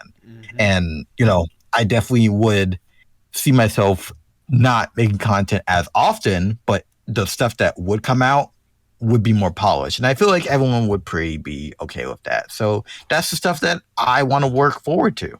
There you go. It's a good thing to aspire for more than anything else. As we're winding down the interview, I just have one last question that I want to ask. Obviously, like, you were so deeply entrenched in art on so many different aspects, as we can tell, we can see, we can hear, all the kind of stuff like that. How important is art, not just for you, but for the world as a whole? I feel like everything is artistic in some level, which means to just rip this Band-Aid off immediately. I think video games are art. Amen. Amen. I agree with you. Who cares? Yes. Yes. I just like. Sorry, I just want to say real quickly. I have had an independent. I've had an independent game developer on this podcast as well, talking about their art, because it was just one guy making a video game that I actually got to be the voice of the main character for. Wake. Yes. But anyways, you were saying, yes, video games is an art form. Yeah, and I feel like there is just artistic influence in everything. That's something that I've realized, like especially in this phase. So I feel like art is just like so important, because again, something that I am saying in the video I'm currently editing as the time of this recording, you need to just like open yourself up to broader influences. And it's not just watching live action, just like going out and just like absorbing the world. There are aesthetics in like video games, like, like Ridge Racer 4, SSX 3, that like their user interface are so slick. I want to do stuff like that, so you can find inspiration in anything. And I feel like, we can't discount something as artistic just because of where it comes from, because like anything can come from anywhere. In fact, the reason why it's been so interesting to see cartoons now is because of the fact that we're seeing people with influences from stuff that we are not used to seeing like remixed in this sort of way. Even if something is based on an existing IP, the spins that we get on it are so full of creative energy, because we are creative people. We are a creative species at the end of the day. And I feel like we should embrace that. We should embrace things being imperfect. We should embrace, of course, not having to formulate our work based on an algorithm, just making it for the sake of it. That's something I want to do for this year going forward as well. It is okay to make something that looks crappy as long as you learn something from it, or if you're happy with it. I feel like and I've talked about this on my own stuff, but I feel like we should also regain the level of happiness we had of creating art as we did when we were kids. We can still know more about technically making art as a kid, but if you still had more fun making art when you were younger, then there's no one saying you can't recapture that. Right. And I feel like we all would be better off if we were just able to do that. Not everything has to be portfolio ready. You could just make something for fun. That's okay. Art makes people happy. Art makes people more down to earth. Art helps make people realize things about themselves that they wouldn't have without it. It doesn't matter if it's music, it doesn't matter if it's picture, video analysis. All these things are all around us and they have huge influences as to who we are. And I feel like the more people embrace that and alternative forms of art being influential on us, I feel like the better we'll be. Amen. That was beautifully worded, if I do say so myself. Thank you. I impressed myself with someone who had no prep time. I know, right? That's why I love conversations like this more than anything else. But that's all the questions that I have for you. Obviously, I've already showered you with a whole bunch of praise, but I'm going to shower you with a little bit more because it's my podcast. I do what I want with it. Thank you.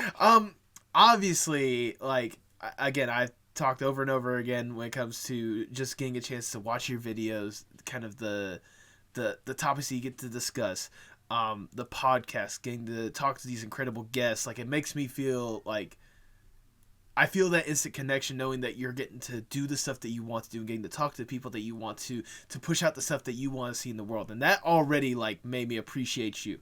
But also seeing that you're also going forward to be the artist that you've also wanted to be, to go out and create the stuff that you want to see on that aspect as well. I cannot help but love and respect you a whole lot more for that. But getting the chance to actually get to talk to you and get to really get to vibe with you more than anything else, getting to really get to connect with you, if whatever respect I already had for you, it's gone above and beyond, knowing that you've been doing, you've gone full in with all of these projects and all these different aspects that you've wanted to make a reality for years. I can do nothing but love and respect what you got going on. And I'm going to be rooting for you every single step of the day from now on. I mean, seriously, you've got an incredible vision on all fronts, and I appreciate the fact that you are going out there to do it. And nothing at this point is going to stop you until the end of time. So thank you for doing that. Thank you.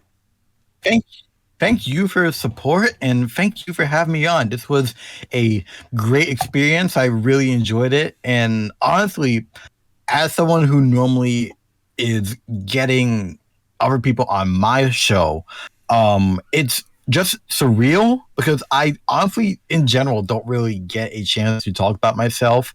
And, a lot of the support I've gotten, especially from you right now, especially from everyone who's supported me up to this point, it truly does mean the world to me.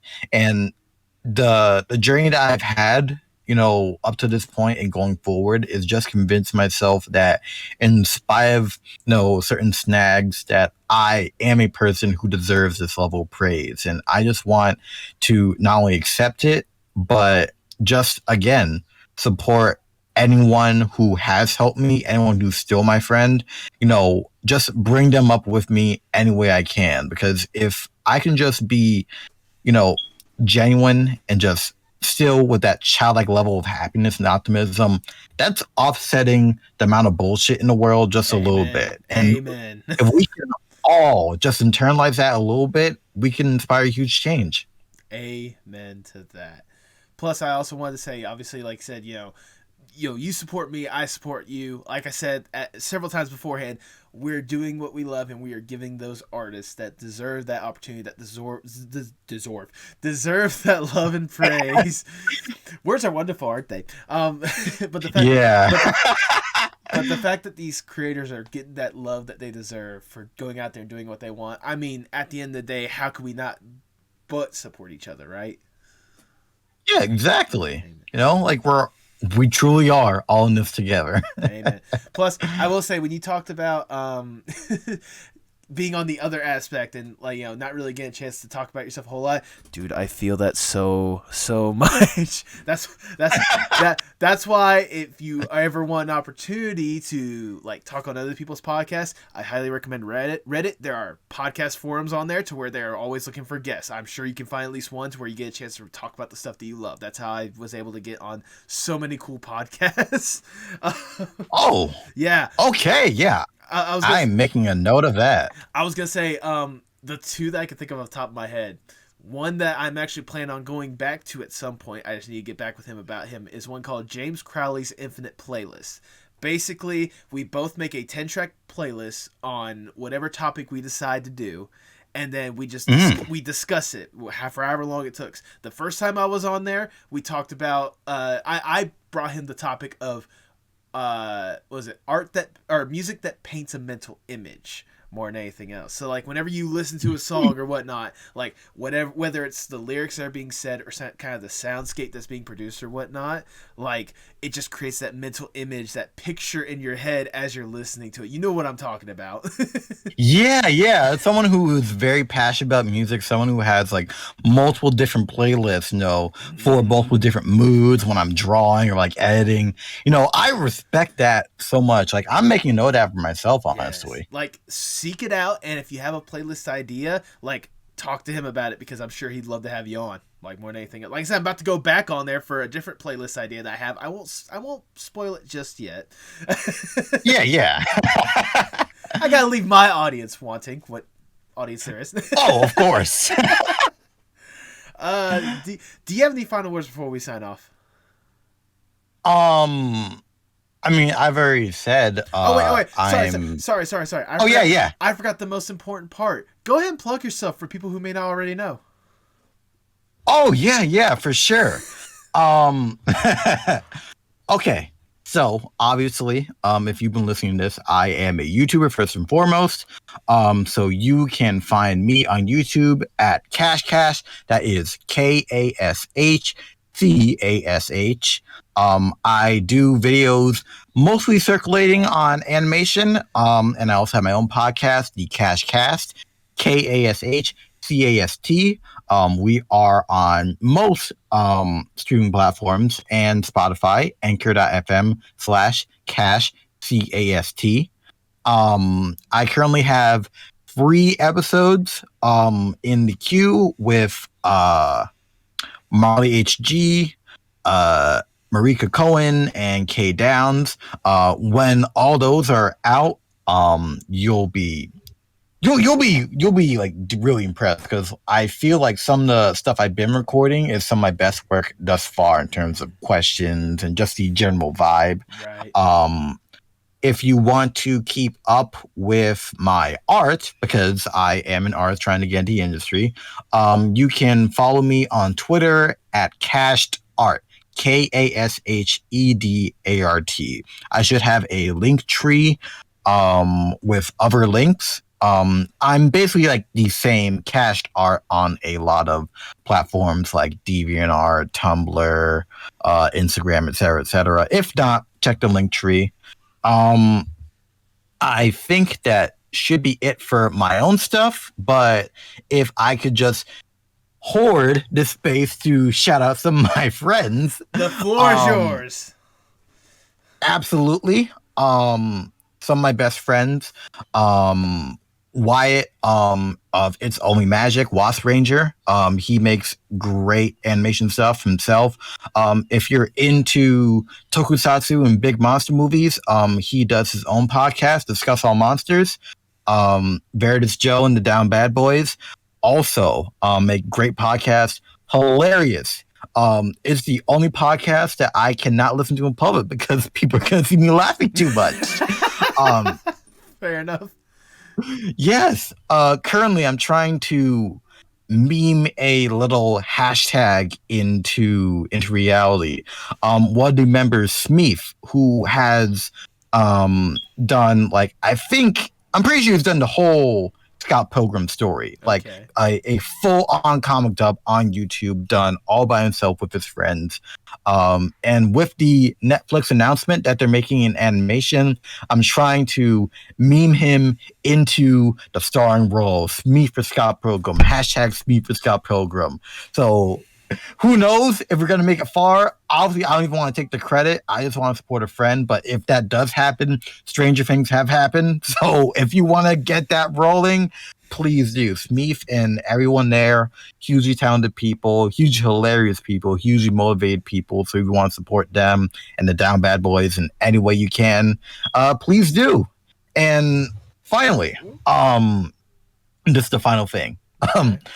For the Magical Friendship Squad retrospective I did, it would not exist without my friend Jara, who not only did art, who's done many of my icons in the past, but Lou like edited 2/3 of that video when I couldn't. Lou like saved my life. So they are also an artist. They're not on the track the industry, but they are also a hugely talented person. They're trying to do videos. They have been doing art for years. They might have commissions open if you're listening to this. So if you can support them, JERA SPAT or Jera's PAINT for their art account. You can find it on Tumblr, Twitter, etc. YouTube, of course. Support them. They are absolutely one of my best friends. I wouldn't be there. I wouldn't be in this position without them.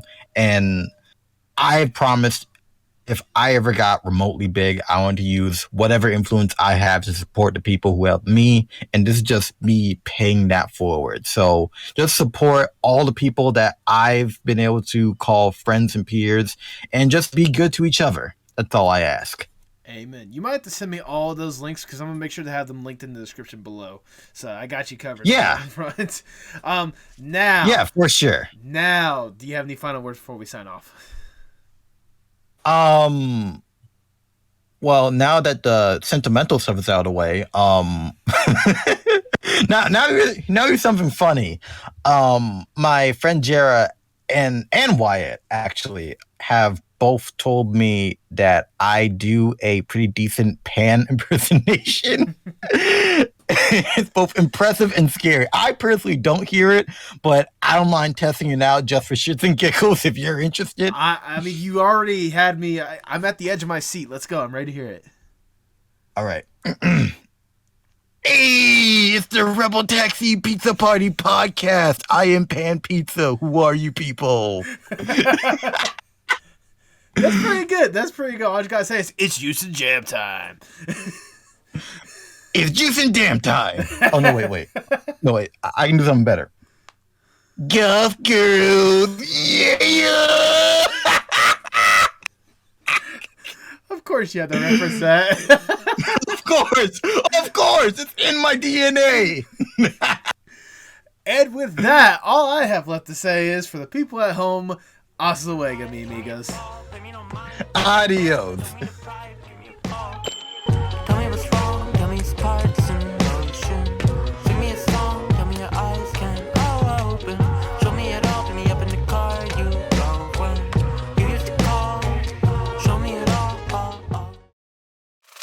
Thanks for listening to the Apocalypse Podcast Network. For more great podcasts, go to apocalypsepodcastnetwork.com. And remember, every time you support one of our sponsors, you're supporting the podcast you just heard.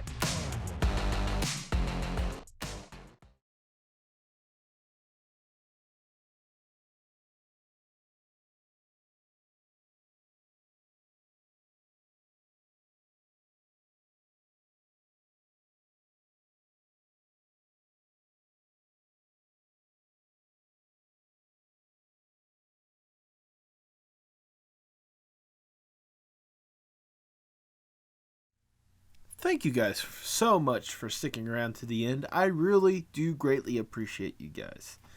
If this is your first time listening, I hope you sincerely enjoy. I know Adam was a wonderful person to chat to. I mean, seriously, I probably could have gone at least another hour or so with this conversation just because of how cool they were. And I've been aware of them because they were starting to just support me randomly on Twitter. And I greatly appreciate that and wanted to go further with it. Hopefully I'll get an opportunity to be able to do more with them. I know they've been definitely keeping me in the loop about their latest video, which I am greatly hotly anticipating the final release of it. I think you guys are going to enjoy. If you're returning, welcome back. Hope you guys are doing well. I'm trying to do everything I can to just keep myself afloat more than anything else. You know, work's been wearing me out, but you know what? That's just kind of it's the life. But I get a chance to still enjoy this aspect of my life and be able to talk to incredible artists and be able to talk to incredible people. I know the past couple weeks, as challenging as they have been, they've also been some of the most rewarding when it comes to connecting with others, really getting to grow with other people, really getting to learn about one another. It's been an honor and a pleasure to really get to know some of these people that I get a chance to talk to and really get to know them. It makes me, for the first time in a good while, feel like I belong in a nice place. I feel welcome in a place, not just there.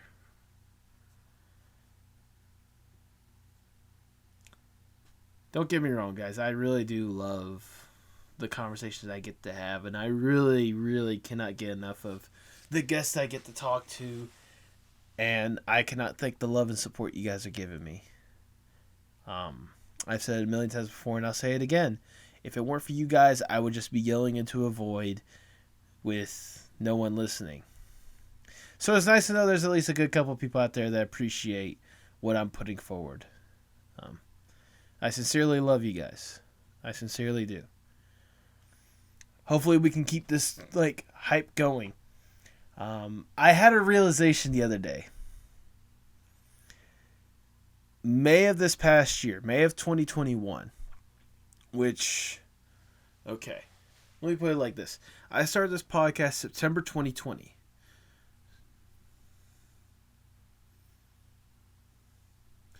Nine months after I started this podcast, 8 or 9 months, I hit 100 subscribers. All right. Not even a year later, I'm talking about it's still at least another 8 months, we have jumped up to 450 subscribers on the YouTube channel. That's insane. If that's kind of more or less the progress that we're going for, I'm excited for what's next with you guys. I'm excited for whoever's going to be on board next. I'm excited to see who wants to be a part of this, who wants to listen, who wants to enjoy, who wants to get to know some incredible people. Because I don't want to slow this down. I don't want to stop this. I sincerely love you guys, and I want to be able to do this. I want to be able to do a whole lot more. That's why I push all the petty stuff, the Patreon and the merch shop or whatnot, because I want to be able to make something out of this and do a hell of a lot more with this. But I can only push myself so far. That's why I appreciate the support you guys give. And I sincerely hope you guys are able to bring more. I hope I'm able to bring in more. I'm hoping that we can have this truly grow exponentially. Because without you guys, again, I'm just yelling into a void. But I'm glad that, at least in this scenario, I'm not. And I really do thank you guys for being a part of it. That's the beauty of community. And that's the thing I'm going to leave you guys with. There is an amazing community out there for whatever you love. Be a part of that community, support each other, love each other, help the community grow. Because without each other, a community cannot thrive. thank you guys. I love you guys. Keep up your incredible work. Keep up the positive enthusiasm. Have a wonderful one.